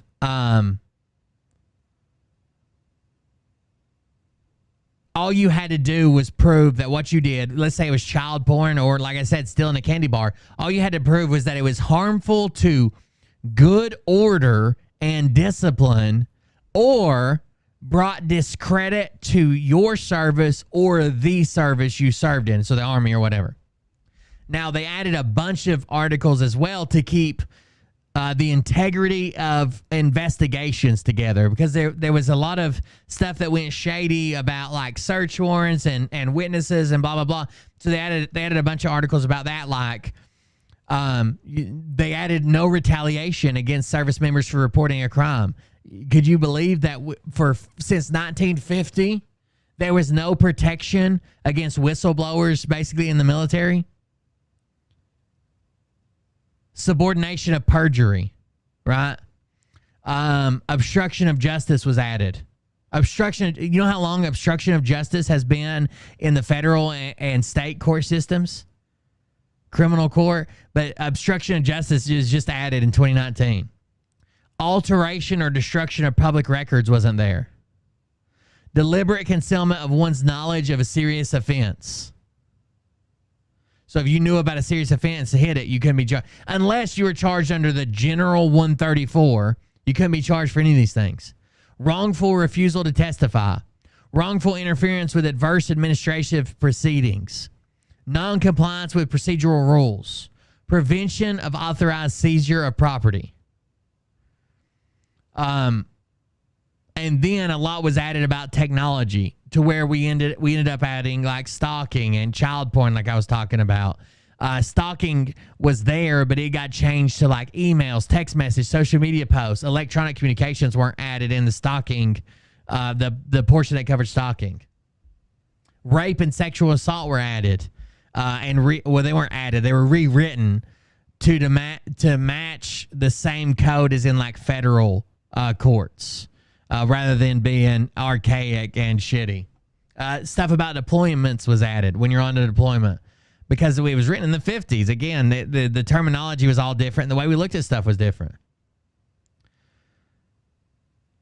A new law was allowed. A new law would allow commanders to convene a judge-only special court-martial in which punishment would be capped at 6 months of confinement, and there would be no punitive discharge. That would end the current practice of sometimes gathering numerous troops on a court-martial panel to decide whether and how to punish misconduct. That was a thing. Courts-martial in forward-deployed environments often are difficult because they can require as many as 10 troops off duty to participate as jurors. But now when you're overseas, you can do a judge-only court-martial when you're deployed, a judge-only court-martial without having to pull 10 or 12 people in to be a jury. You can just get a judge. But that might be, somebody might railroad you, so you can only have 6 months of confinement is the most you can have, and no monetary damage, because your commander might use that to fuck you. Oh, you think you're going to disrespect me? I'll court-martial you and say this, and I'll get a judge who agrees. So they limited it to like 6 months confinement, which sucks, but at least he couldn't kick you out and take all your money, if he was trying to railroad you. But you didn't have to pull people off assignment. It's hard to do a court-martial when you're running fucking missions every day. But they made a bunch of changes. And most people in the military or that knew about military justice have been petitioning them to make these changes for decades at this point. Lighting products in the world forever. 2020. That's why. Well, I think it was because everyone highly /Roseanne now and see for yourself. Tricono. But do you think it was because everyone highly suspected that 2012 was stolen? Well, 2020. Well, no. See 2020. That's why. 12 stolen. Well, that's why I think they put it in place. Well, they've all been stolen. They've all been stolen because of corporation. That's where most people. That's where the people that don't read get into. Oh, that's a conspiracy theory. Well, it's not, because it's written. It's the dumbest thing I've ever heard in my life. Maybe these people didn't grow up near like a town that was established, but incorporating a town to have a mayor and aldermen or representatives or whatever you want to call them and their own laws is not the same as incorporating a business. In history, the Organic Act of 1871 is where we borrow money from the Crown, the British. All right, the very nation we fought our independence from. 1878 is when we became a federal corporation. That's written. All right, during the 1870s, when the bar started popping up in the U.S., the British Accreditation Registry. Right. Is that what bar stands for? Wrong. It's not. No, it doesn't stand for that. You're a fucking liar. No one's ever claimed it stood for that. Mm-hmm. Not even American. And then in 1889, there was a court case. She says, not even American. Is that what it stands for? British? Yeah, not even American. No shit. He said British. It's not the British American Corporation. They're struggling with their own lies. It's called Stoutenberg versus Hennick. Yeah, which they asked about in there. It outlines. So what they're talking about when they say the law that was passed in like 1851 or whatever, it basically decided the size of Washington, D.C., made it the capital, gave some lands back to other places, but it was lawless and had fallen into disrepair. No one wanted to go to fucking D.C. because there was no laws, there was no court, there was nobody in charge that could get anything done. The Senate and Congress was trying to make all the decisions, but they weren't meeting that often. They had bigger shit on their plate. So, like, there wasn't even places to stay there. There wasn't even fucking places to stay. There was like whorehouses, mud, and people were shitting in the street. So they incorporated D.C. to make it a town to where they could have a mayor and a local government. Just like your town is incorporated and has a government, so you could pass laws and have red lights and a fire department and shit. That was it. That's it. That's all he did. Lines D.C. as a foreign territory. Mm-hmm. When the military looks at D.C. as a foreign territory, it is and I know that's far-fetched for Americans to think that a piece of land inside the U.S. is a foreign territory. Everyone knows that. The UN is a foreign territory. The UN foreign territory. Yeah. That's right. So people don't know that either. And that's the thing that you have to get them to either believe that and know that this is how the military and the government views it. Whether you think it's crazy or not, this is how all these entities have been operating all these years with that mindset. Everything we have is man-made in the first place. Everything, right? So we have man-made rules, policies, this on all levels. Companies, look at your company policies. Look at, so you have these. All right. So that's what we're trying to tell people. Are they all right? No, I'm not a law and order guy. Meaning, like, I think all laws and orders are great. There's a lot of laws and orders that need to be abolished. And we had a founding father who argued, are they all right? This on all levels. with that mindset. Everything we have is man-made in the first place, and the government views it. And that's the thing that you have to get them to either believe that and know that this is how the military and the government views it. And that's the thing. Military does the US not. is a foreign territory. Everyone knows. What's he proven that the military views DC as a foreign? No, they don't. You know, when the military looks at DC as a foreign territory, it is and I know that's far-fetched. No, they don't. No, they don't. Where? How? For Americans to think that a piece of land inside the U.S. is a foreign territory. Everyone knows that. Everyone knows The UN is a foreign territory. The UN Foreign territory. That's right. Everybody knows that. Everybody knows that. No, they don't. DC is not a foreign territory. It's literally a place to house our government. That's not a state because they didn't want to have a state to have that overwhelming power. So People don't know that either. and that's the thing that you have to get them to either believe that and know that this is how the military and the government views it. Whether you think it's crazy or not, this is how all these entities have been operating all these years with that mindset. Where's the proof other than you just saying it and then Roseanne jumping up and down and saying everybody knows that? Everything we have is man-made in the first place. Everything, right? So we have man-made rules, policies, this on all levels. You know, companies, look at your company policies. Look at, you know, so you have these. All right. It's also the jurisdiction is the Congress has a jurisdiction. Well, I mean, except for when they put the mayor and stuff, but that's what it is, right? It operates technically as a state, but also a city and a county. It's all one and the same. So that's what we're trying to tell people. Are they all right? No, I'm not a law and order guy. Meaning, like, I think all laws and orders are great. There's a lot of laws and orders that need to be abolished. And we had a founding father who argued that in 1803, Marbury versus Madison. And here's a founding father 14 years after the Constitution was enacted, having to go into the Supreme Court to clarify what a law was. So imagine what we look like now versus, and he said, any statute that bears, or looks, for the people who know what bears mean, looks like a law that doesn't support the Constitution is null and void. Well, we got a lot of laws and orders that need to be null and void. Yeah, a lot. So it's teaching people that, so that no, I'm not. Tell us. That's the Supreme Court's entire job, is deciding what's unconstitutional. So which one of these laws is unconstitutional? And why hasn't someone just taken on the Supreme Court? That's how we get them. That's how we get them struck down. I'm not saying that see, people get hung up on one. No, but wait a minute. So the corporation that took over at that time is really the Federal Reserve, right? Well, and the Federal Reserve came about under it in 1913. You had the Bretton Woods systems. You have all these different things that happened. You know, even Congress violated the Constitution in 51 by putting term limits on the president, but why didn't they put it on themselves? So that shows you another step into the corporation. Now, where's the corporation defined? You can actually look this up in our Constitution, the amended part, 28 United States Code, section 3002. You got to scroll to the very bottom of it. Boom, United States Federal Corporation. It tells you. All right. So I will there's say you always cite legit law and orders. I followed your profile. I cite stuff because I tell people, look, I mean, Look it up So yourself. when the Federal Corporation took over, it superseded the Constitution, right? well, the people running it, and that's where Americans, all of us, have to. So here's where they freak out. 28 U.S. Code 302 is definitions. And it says, used in this chapter, counsel for the United States means a United States attorney, an assistant United States attorney, designated to act on behalf of the United States attorney or an attorney with the United States Department of Justice or with a federal agency who has litigation authority. And B, the private attorney authorized and contract made. A court means, these are all definitions, right?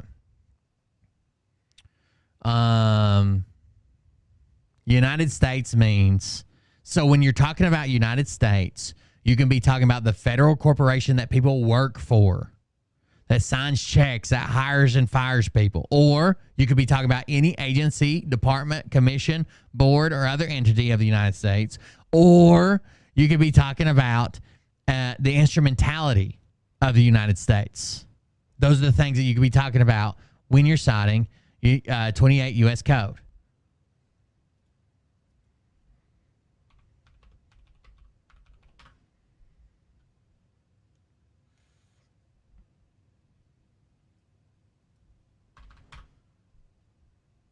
And 28 U.S. Code is literally how we lay out how the judiciary works, right?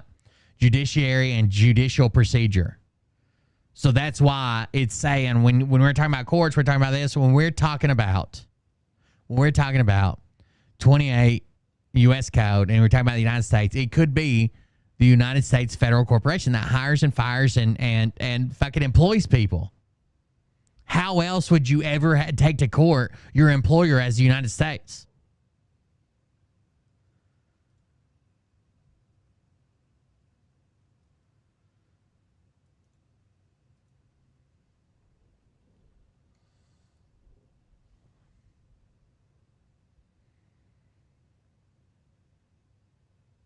is defined as a government agency that is established by Congress to provide market-oriented public services to produce revenues that meet the approximate of its expenditures. By this definition, currently here there are 17 total U.S. government corporations. This is all this is all in the eyes of the court when you go to sue or a trial or whatever you're doing. And by the way, it says it's a federal corporation, not a private corporation. There are plenty of federal corporations that exist. General Flynn tell you that? What the fuck does that mean? Say, look, it was our ancestors, which wouldn't have been that long ago. Right. It would have been like my great-great-grandparents. You know, everybody has a role to play. That's why no one can point a finger, because every one of our family members would have been guilty too of not knowing the language and leaving it up to Congress. And then Congress built their own little nest and said, when Americans realized that 535 members of Congress had been controlling 332 million people, well, which obviously population. They still think there are representatives. Well, that's what's funny. Our war in the Revolutionary War started taxation without representation. Now we it falls under, actually, hold on. Here's what it says. The statute in question does not say the U.S. is a private for-profit corporation according to legal experts. Instead, the statute defines what the term United States refers to, and it's used in one specific section of U.S. Code describing federal debt collection procedures. This definition lists a federal corporation as one of several entities that the U.S. people can owe money to. So even I was wrong. I thought it was as an employer. Maybe that's somewhere else in there. The U.S. federal corporation is something that you can owe money to. For debt collection procedures, as like taxes or other things that you might owe debt to the federal government for. Statute refers to federal entities that can collect money. The code referenced in the Post 28 U.S.C. 3002-15 is part of Title 28 of the U.S. Code, which describes the procedures for judiciary of the judiciary. The first rule for figuring out what statute means is to look at what context. In the statute, the term United States is listed as the 15th term in the list of 16 definitions that are used in the part of the U.S. Code that outlines procedures for federal debt collection.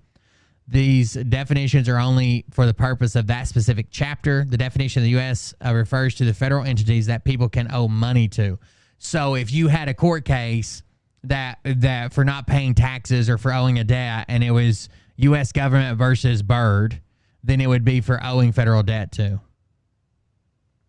In other words, it's describing the different entities that are referred to in this code with the generic term United States, and that's all it's doing. You might say United States instead of saying United States such and such agency that you owe debt to. You owe debt to the United States. It doesn't even remotely say that the United States is a federal corporation. Federal corporations are created by Congress. Many companies in the U.S. are created by individuals, but some are created by Congress. Entities referred to as federal corporations. They include Amtrak, Tennessee Valley Authority, Federal Deposit Insurance Corporation, Export-Import Bank of the United States. Congress establishes federal corporations to perform public purpose, which provides market-oriented products or services.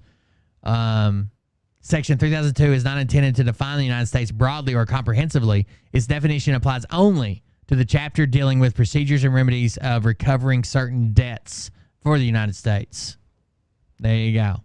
We have representation, and what I'm trying to tell people is that the representatives we have, they don't represent us because most Americans don't even know what they're... Why did Big Pharma tell you that? With General Flynn?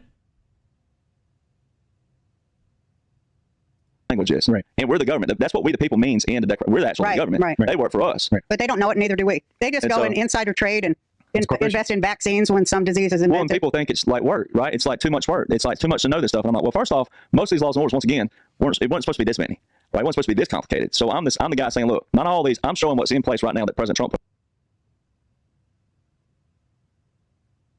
in place. That's backing out a lot of this stuff, and you're going to abolish a lot of things. He just said this yesterday in a speech in Vegas. He's like, all the service members, not military. He said people who work in service making tips. We're going to eliminate taxes. Well, he's not. There's not. I mean, there may be a tax on a tip, but he's pointing to a lot of different taxes they're going to abolish. There's a lot of things that's never been passed lawfully. He specifically said we're going to eliminate taxes for these people, but he meant all taxes.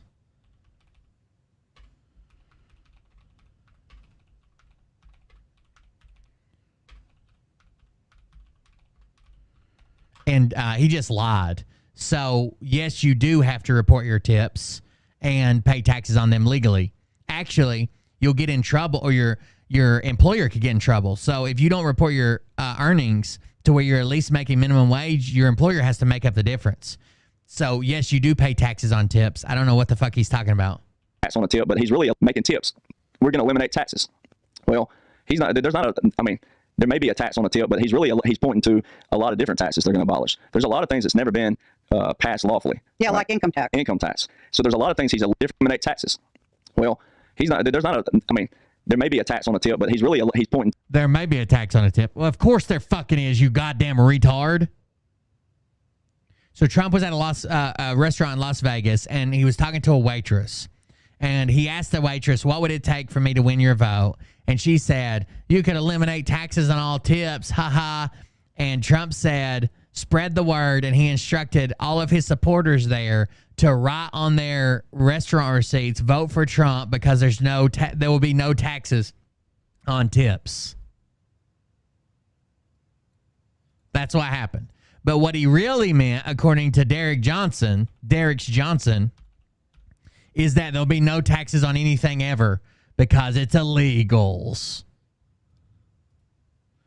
The legal beagle Derek Johnson. Look out. Look out. Here, let's see if we can read it. He mentions that at his rally, but he got it from, there's a clip of him talking to somebody. Let's see what he says here. New CBS polling finds that President Biden and former President Donald Trump are virtually tied nationally and in battleground states. This comes as Trump returned fully to the campaign trail. It looks like Trump's one point ahead nationally and Biden's 1 point ahead on battleground states. The first time since his New York felony conviction. He held a rally, which is pretty fucking close. And this was just from a week ago. In Las Vegas over the weekend. Part of his strategy out west is to win more voters in traditionally blue states. And he also unveiled a new policy that he plans to enact if elected. So this is the first time I've said this, and for those hotel workers and people that get tips, you're going to be very happy, because when I get to office, we are going to not charge taxes on tips, people making tips. All right, CBS News campaign reporter Olivia Rinaldi is following this from Las Vegas. Tips are just income, right? There's even gift taxes. Like, you can't gift somebody money without taxes. A lot of YouTubers ended up getting in trouble for this because they would give people cars or homes that really needed them. But, like, if someone gives you a fucking $500,000 home, which a lot of places, that's just a normal home, like with the cost of living, and you don't have any money on the bank, how are you supposed to pay all the taxes on that when the tax year ends, right? To a lot of different taxes they're going to abolish. There's a lot of things that's never been. Service workers, if you get tips, you won't pay taxes. Oh, what he really meant is no taxes will ever exist ever. There'll be no tax ever.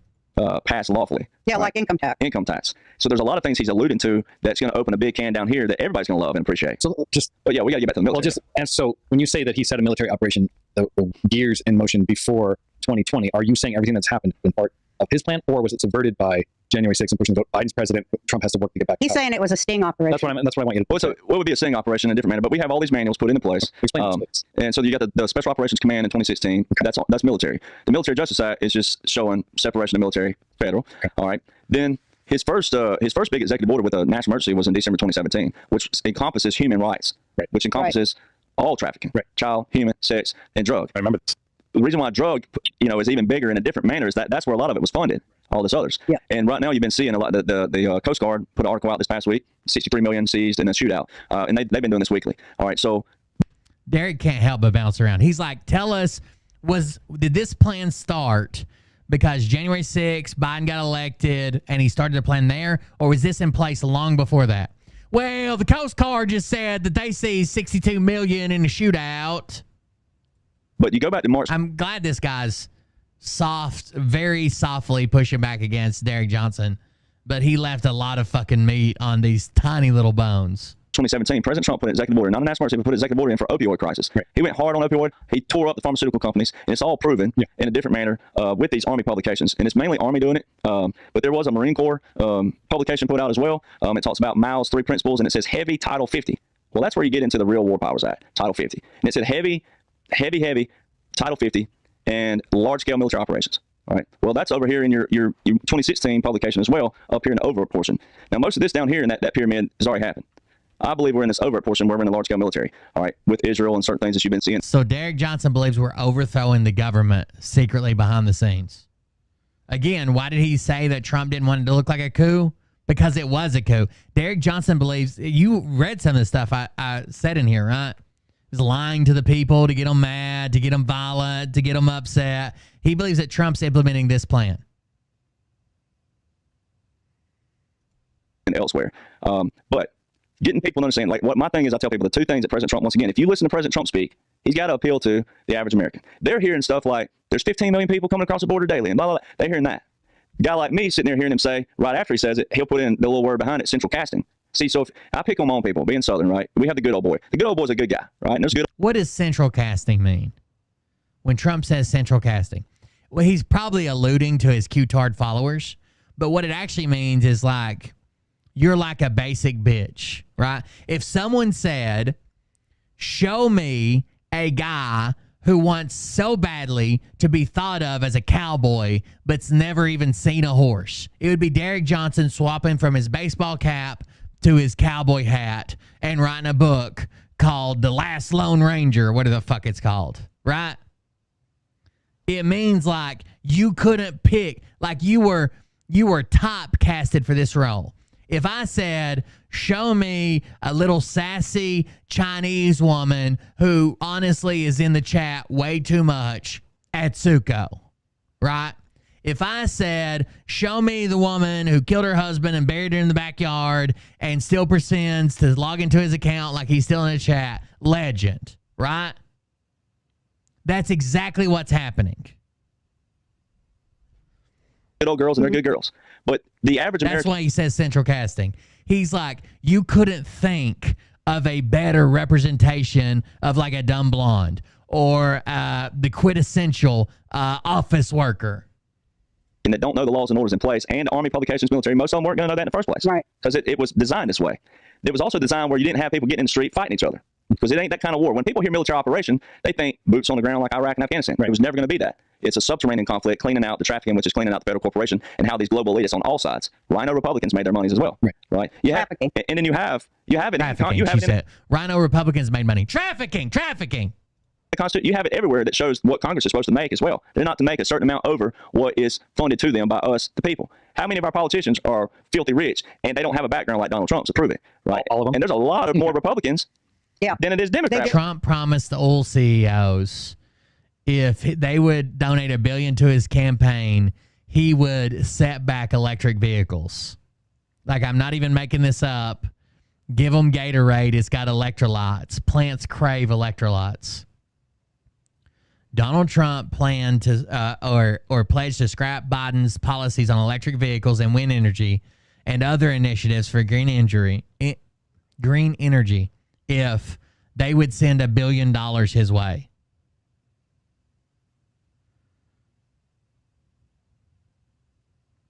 It says, as Donald Trump sat with some of the country's top oil executives at his Mar-a-Lago club last month, one executive complained about how they continue to face burdensome environmental regulations despite spending $400 million to lobby the Biden administration in the last year. Trump's response stunned several of the executives in the room overlooking the ocean. You are all wealthy enough, he said, that you should raise $1 billion to return me to the White House. At the dinner, he vowed to immediately reverse dozens of President Biden's environmental rules and policies to stop new ones from being enacted, according to people with knowledge of the meeting who spoke on the condition of anonymity to describe a private conversation. Giving $1 billion would be a deal, Trump said, because the taxation and regulation they would avoid thanks to him, according to the people. Trump's remarkably blunt and transactional pitch reveals how the former president is targeting the oil industry to finance his re-election bid. At the same time, he has turned to the industry to help shape his environmental agenda for a second term, including rollbacks of some of Biden's signature achievements on clean energy and electric vehicles.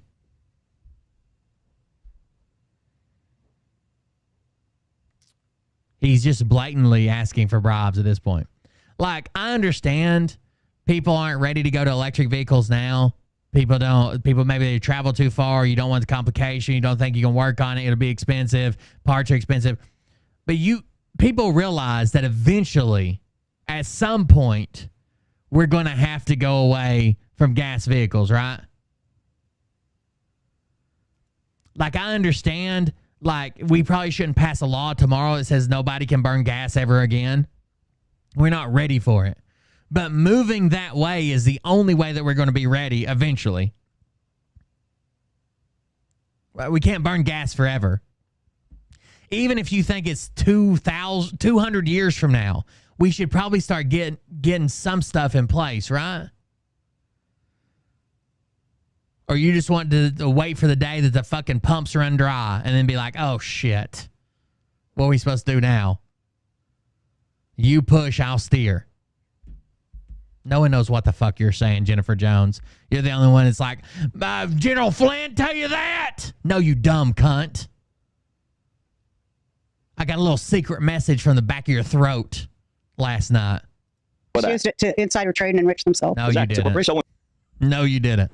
You saw someone pretending to be driving their car that ran on water. That's not true. None of those have ever been true. People will accept that. Then I say, accept that. You have to put energy in to get energy out. Cars don't run on water. Nah. Now let me show you the operation. All right. It was supposed to be more secretive at first because you didn't want, like I said, President Trump has to make sure there's no civil unrest.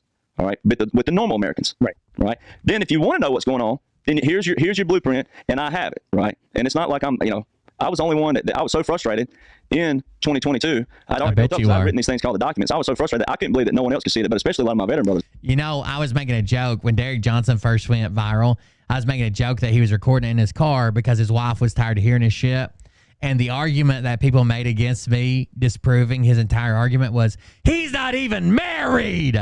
He lives with his parents, you idiot. He's a 40-year-old successful country musician who has all the keys to success. He just wrote a book about it. But he lives with his parents. You got me. You showed me. And sisters. But then again, not everybody reads what I read, and not everybody reads the laws and orders. So President Trump, so you got the good old boy. When they oil by definition is not unlimited. Here, 15 million coming across the board. While they're processing that, that's when he hits that real quick. But it's central casting. And then he, boom, jumps right to another topic. So they don't hear that. I'm the one sitting here listening to the nuggets he's dropping, while the normal Americans are listening to what they normally know. What does he mean by central casting? It's by definition a finite resource. That it's all planned. So central casting, when you Google that, the first thing that pops up on the SEO search engine is leading background actor agency in the nation. Yeah. Now, you're a star actress. You're not a background. The background, if we can make some comedy here, right? Even some of the deposits we'll never be able to get to because technology limitations. I'm not a comedian, but maybe I can take my stab here. But like when everybody's at the movie theater watching you, right, do your thing or something, right? You're the first thing. You're the first the name that pops up. Everybody's getting up after they go, oh, it's over. They're walking out. Well, those little background actors are the ones that people are already in the vehicle in the parking lot. That's where if they even have a name, right? Or they'll say the stunt doubles and stuff. All these names down here aren't being seen by anybody, right? Are you talking about the credits, you fucking retard? You think people sat and watched the credits to see Roseanne Barr, but then they leave? Have you never watched a fucking Star Wars movie?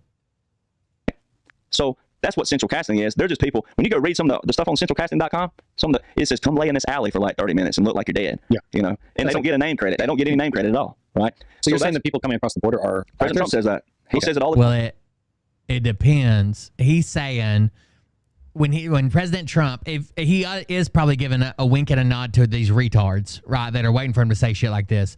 But what he's saying is they look like the poor, impoverished mother of three who just wants her children to succeed and to die of cancer. But he's saying that the media goes out and finds the best case scenario. But what they're not showing you is the drug dealers and the rapists and the murderers or blah, blah, blah. They're showing you central casting of a poor, impoverished mother who just wants to succeed and her kids to grow up in America. So there's not the border invasions. And here's the other thing you got to keep in mind. Yeah. There's a huge difference in a migrant and an immigrant. Right. True. And what the news has been showing everybody, that's been flying right over everybody's head. Every news article shows migrant, which is temporary. Then when you mix President Trump's central casting, so a temporary actor. Tom Homan, probably the most lethal ICE agent in history, right? Whether you like him or not, it doesn't matter, but we'll just paint what he is. He's probably the most lethal. President Trump loves him. I've met him one time. He punched me in the ribs, and he's a tough guy. Like he's like, yeah, and I'm like, oh, can we another way? That kind of hurt, right? But he's a tough guy. CPAC last year, 2023, President Trump says, Tom, where's Tom Homan at? Tom, where you at? Immigrant, migrant, and foreigner are often used interchangeably. Although some definitions will tell you that migrants are temporary and immigrants someone who stays forever, they probably test these words to see how their audience reflects to these words: immigrant versus migrant versus undocumented versus illegal immigrant. Tom, central casting. Like if you know, most people already, if you know who Tom Homan is, you already know him. But if Tom Homan was thinking, I'm gonna get, he's, I know what hydrogen motors are. Let's say Tom had a book. Maybe he'll plug my book, and then President Trump, central casting. That's all it says. Yeah, I remember that. I remember him. But saying that. people know that migrants are getting free housing in hotels at taxpayers' expense. But they also being tracked. They all, these all, and a lot of them are better dressed than you and I. I know. So a lot of these are actors, and this is all planned. This is what I want to hear. For what? Hydrogen's combustible. Energy in, energy out. I don't know if that's an argument to the car running on water. That's not the same thing. Hydrogen is not water. Yes. Pointing at Tom Homan, well, you got to wake Americans up. When are Americans going to? That's what I tell patriots is this, because I get a lot of resistance on saying that, and that's fine. But here's what you say. And conservative, Republican, once again, that's just a title, unless you know what's going on. Why are we just now? I tell the patriots, why are you just now being all gung ho about America? Why weren't you this way in the past even 10 years, 20 years? Why are you just all of a sudden all out a patriot about our border when you should have already been this way? Right. If you're about our border. Right. If you're the polar opposite and you believe that everybody should be here, then you know that's a different topic and argument. But it's mainly the patriots and the conservatives and the Republicans that are going, I can't believe you're saying. I'm not saying President Trump's saying this. So you either believe in him or you don't. He's the one saying central casting. So you're saying this sting operation, all this stuff, is to show the American people just how bad shit's gone, because you can't tell them. They're not going to believe you. You got to show them. That's what I was asking very early on. So this, and then you find hydrogen zero emissions. Cool though. Find out what we're made of from the standpoint of, do we want an identity or not? So we're being pushed in a different. Well, we're being forced to choose that line, right? Which line? Side of the line we're going to be on? By Trump or the military? Or both? No, by President Trump. The military's got different. I'm saying central casting. Patriots and the conservatives and the Republicans that are going, I can't believe you're saying. I'm not saying President Trump's saying this. So you either believe in him or you don't. He's the one. I think they're going to have a hurdle jumping hydrogen explosive, right? Hydrogen is we use hydrogen in generator casings. It produces less drag and it's less hard on the equipment, spinning equipment. I think the explosion potential with hydrogen fuel cells is something they might have to overcome. Every time I've heard somebody talk about it, they're always talking about, well, what about in a collision? Do we have a fucking mini hydrogen bomb? I don't know. I think it's interesting. Saying central casting. So you're saying this sting operation, all this stuff, is to show the American people just how bad shit's gone, because you can't tell them. They're not going to believe you. You got to show them. That's what I was asking very early on. So this, and then you find out what we're made of from the standpoint of, do we want an identity or not? So we're being pushed in a different. Well, we're being forced to choose that line, right? Which line? Side of the line we're going to be on? By Trump or the military? Or both? No, by President Trump. The military's got their operations doing this. Okay. It's a subterranean conflict. The military's never going to get into domestic anything like that. Okay. Unless this is fascinating. I love this. Unless the only way the military would get in something domestically would be something like he just said it. So we were talking about the military being in control. Right. Well, when I say control, that's where I was trying to get people to see that military's in a different kind of operation right now. All right. President Trump just said infrastructure is another thing. How fast can we put in hydrogen refueling stations? I saw somebody the other day. Was that natural gas? I saw a TikTok of a guy out in the middle of nowhere in Texas, but I guess there was a plant there that did something with, maybe it was natural gas. But anyways, he was pulling up to refuel his fuel cell with, it probably was natural gas, at a pump. But it was like the only one in the country or some shit, because it was like that factory and they had their own pump and shit there at this gas station. I don't know. I think there's like 15 hydrogen fuel points in the U.S. or something. I like watching like mechanical and motor stuff. There's not many of them. And someone said, I don't know if this is true, that hydrogen car production is a lot more. There's like a Toyota. There might be other ones. There's already like some hydrogen cars that exist, but I think production to make them is more expensive or some shit. But they have the same issue that electric vehicles have, but at least we have electricity ran places. Will the grid support everybody on electric cars? No. It'll be a huge infrastructure investment. I was just talking the other day to a guy who is pretty high up in his city's like utilities, I guess. He's like an assistant director, blah, blah, blah. And I was talking to a guy on the internet about it, and he said that the Ford dealer, there was I don't remember if it was a law or if it was something the Ford dealer required, or if it was like a city law or state law, but they had them put these fast chargers in, And because they put so many in such a dense area, they had to have so many that it costs like $1 billion in infrastructure rework to get enough power there. And that a local area that had a bunch of gas stations and shit, they were wanting to put in EV chargers, and it was going to cost about the same, like $1 billion worth of investment just to get enough power there. They've got enough power for the existing, but if they're talking about putting in 30 fucking high, fast car chargers, then they're going to have to rework the system. I don't know. There's a Toyota now that I'm pretty sure it's a Toyota. Let's see.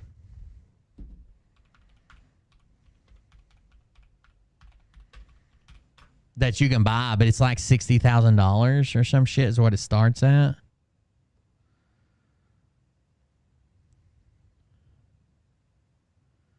The Mirai? No, the Mirai. Mirai. Mirai combines hydrogen with oxygen from outside air to generate power through electricity. It's reduction oxidation, redox. Without creating emissions, helping propel. But there was one before that, I thought. Electric cars are expensive too, but people are taking the cheap choice. In 2021, Mirai year-long review of the hydrogen car. So they've been making it for a little bit.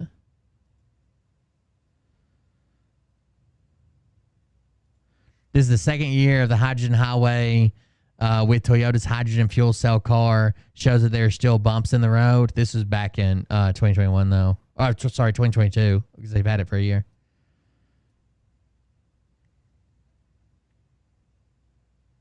It's a mix between a Toyota and a Lexus.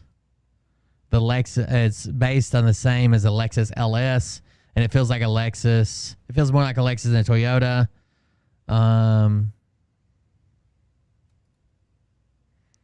The range is less than Toyota. Promises at 402 miles for a full fuel cell.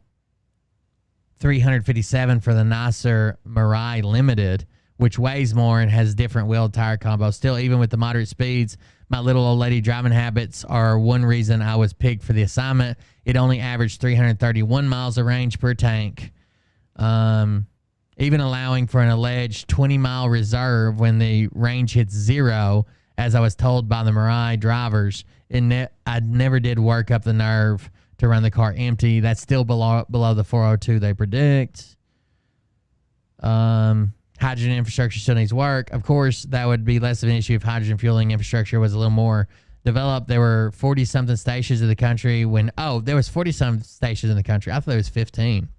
Where did I get that number from? Maybe an old article? When I took delivery of the 2021... Now there's 44 by the end of our loan. Our loan coincided with a gaggle of new stations being opened by a company called True Zero, something we took as a promising sign, but it wasn't. The company went out of business. We found that if one station went down, cars would flock to nearby stations, overrun them. They'd run out of fuel. We saw days when half the stations in California and thus the country were out of commission. I don't know. That might be an alternative. Las Vegas. I think it was Saturday or Sunday. I had to go back and look. On June the, I think we're on that. So it's no, I get it. I get it. You're from China and speak Japanese. We get it. To the 9th. I can't remember what day it was. But he said specifically that he was talking about the TV. He said not the TV military, not the TV generals. He said, but I hope our military revolts at the voting booths this year. Well, if President Trump was a former president and he said that, that would be a seditious act to overthrow the government as well. So see, I'm a guy that says, okay, if this is a former and he's saying that, then I have to go, I'm a neutral guy that says, okay, if he's a former president and he said that right there, that would be used in the Donald Trump rallied supporters in Vegas over the weekend, promising to eliminate taxes on tips for hospitality workers, while also going after the teleprompter operator, complaining about the heat, and criticizing the southern border when he killed the bipartisan border deal. He just came up. Are the teleprompters not working, sir? Not even a little bit. Great job. And then I don't pay the company that does it, right? And then I end up with a story Trump doesn't pay. I don't pay contractors that do a job. And that's a job. That's a job. It's 110, but it doesn't feel it to me, right? Everybody was so worried yesterday about you, and they never mentioned me. I'm up here sweating like a dog. Secret Service said, we have to make sure everyone's safe. I said, what about me? Oh, we never thought of that. They don't think about me. You feel the breeze? Because I don't want anybody going on me. We need every voter. I don't care about you. I just want your vote. I don't care. This is the worst. I don't care about you. I just want your vote. Worst border in the history of the world. There's never He killed the border deal that looked like it was going to pass. been no third world country has a border like that, and no third. I tell you what, and I hope the military revolts at the voting booth. Joining us now, CEO of the Nevada Independent and MSN. Wow. Military against the people. That's one of the things liberals and Democrats say about Trump when he says stuff like that. That's And it's not, though, because I have the evidence that shows this was a military occupation, which would mean a military operation with the subterranean warfare, all your trafficking clean out, all that going on in the world. The continuity of operations would mean that Congress is under they're cleaning out the legislative branch, the executive branch, and also the judicial branch. See, what everybody's watching right now with President Trump and these trials is a judicial clean out. Yeah. The executive branch clean out came when all the chaos of January 2021. Yeah, everybody was distracted with January 6th. Mm-hmm. January the 13th, he had a massive speech, or maybe the 10th in Texas, down at Alamo, Texas. Then the 13th, he was somewhere, massive speech. So you had all this chaos, all the National Guard moving into D.C. First time in history, all 50 states were in one location at one time. Yes, that's plus true. Guam and Puerto Rico. Yes. Right. And they said it was for the inauguration. Well, why did they say to March 2021? If it was for the inauguration, why didn't they go home immediately? Right. It didn't. So it had Because of potential violence after the inauguration. all that chaos, and that was distracting to Americans. Well, right in the middle of that, Not to mention, it would be kind of shitty if you called all those people to D.C. and then you only gave them like 3 days worth of pay. Like they didn't even get. And one thing the National Guard needs is time, active duty time for their retirement, for benefits and shit like that. It would have been really shitty if they'd called them up all there for like 3 days. in January 15th, 2021, a publication came out which goes to your continuity of operations. So in January 2017, January 17th to be specific, and June 13th. The longer they kept them there, the barbed wire there, them marching around, the worse it made Trump look as well. 17, 2 brand new continuity of operations, which would be old school continuity government term, publications were put out 3 days before President Trump took that oath, and then 5.5 months after. All right. In bullet point 3 of both of those, it says this supersedes what came before it, and the other one said this supersedes what came before it, because we've had federal continuity of operations plans just in case we needed it. That's why I try to tell people they have to be in. We still do. Vote, and they have to have a reason to be invoked. Well, those are written. There's been 10 publications put up under those since those came out. Well, this one was in January. It was January 15th. It's called the Reconstitution of the Executive Branch. Most people don't know what reconstitution means. But if you go read that publication, I think it's only 15 pages, but it's one of the shorter ones. But when you go read it, 2.3, section 2.3 says this. And I tell people before I say it, I say, why would first off, have you ever heard the term reconstitution? And most people would say, most people would say no. Let's say most Americans would say no. If they do say yes, then you say, well, what is reconstitution? Can you give me a definition of that? And most would say no. All right. Is it restructuring? So why are you all of a sudden hearing this word? It's to rebuild. You've never heard in your life with our government. So, Mike, we talk about liver health. We made it to the second thing. I got to get on the treadmill. I got some new shoes, guys. I would love to finish this, but it was 2.5 hours to begin with. We might watch it some more on a different day. We might watch some Patreon stuff and go over some more of it tomorrow. The Patreon and Twitch subscribers, thank you guys for joining us. I appreciate it. Thank you for the support. If you consider supporting the show, that's how we pay the bills around here. That's how we get it. Thank you for the donation. Gary Gaffner made a donation, so I appreciate that. I'm going to hop off here for the night. Thanks for joining us. Derek Johnson's still a fucking retard, and we will see everybody on the next one. Love you. See you. Bye. Have a good night. I'll try to be in a better mood and start earlier. Now that Father's Day is past us. But I can tell you this about if this douchebag happens to see this particular... I got new shoes made by a company that is known for... My shoes aren't orthopedic. They're just like supportive running shoes. But the company started making orthopedic shit. So hopefully my shit doesn't fuck up again with my $7 TikTok shoes. Here we go, I think I started some shit. Listen off, it's about to get lit. Get the place in the best, you know that stage is set. You better buckle up, cause you ain't seen none yet. Here we go, I think I started some shit. Listen off, it's about to get lit. Get the place in the best, you know that stage is set. You better buckle up, cause you ain't seen none yet. And they say that I'm a lunatic. Well listen bitch, I came equipped with a quick wit and a 6th sense for the stupid shit. Where my true believer? There's been some new stuff pop up in the Karen Reed case, dude. All these false fucking prophets who profit off of gossip, worshiping drums. We could probably talk about that one day. Swinging fucking meat hammers like Thor in a thong. He's strapped to the shaft, beating his chest like he's King Kong. Starving for attention, I'ma make your gut burst. I'll be your Huckleberry, I can quench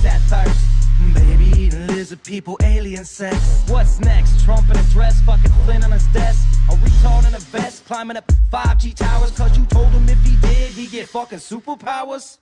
Here we go, I think I started some shit. Piss them off, it's about to get lit. Get the place in the best, you know that stage is set. Have a good night, everybody. Love, cause you ain't seen none yet.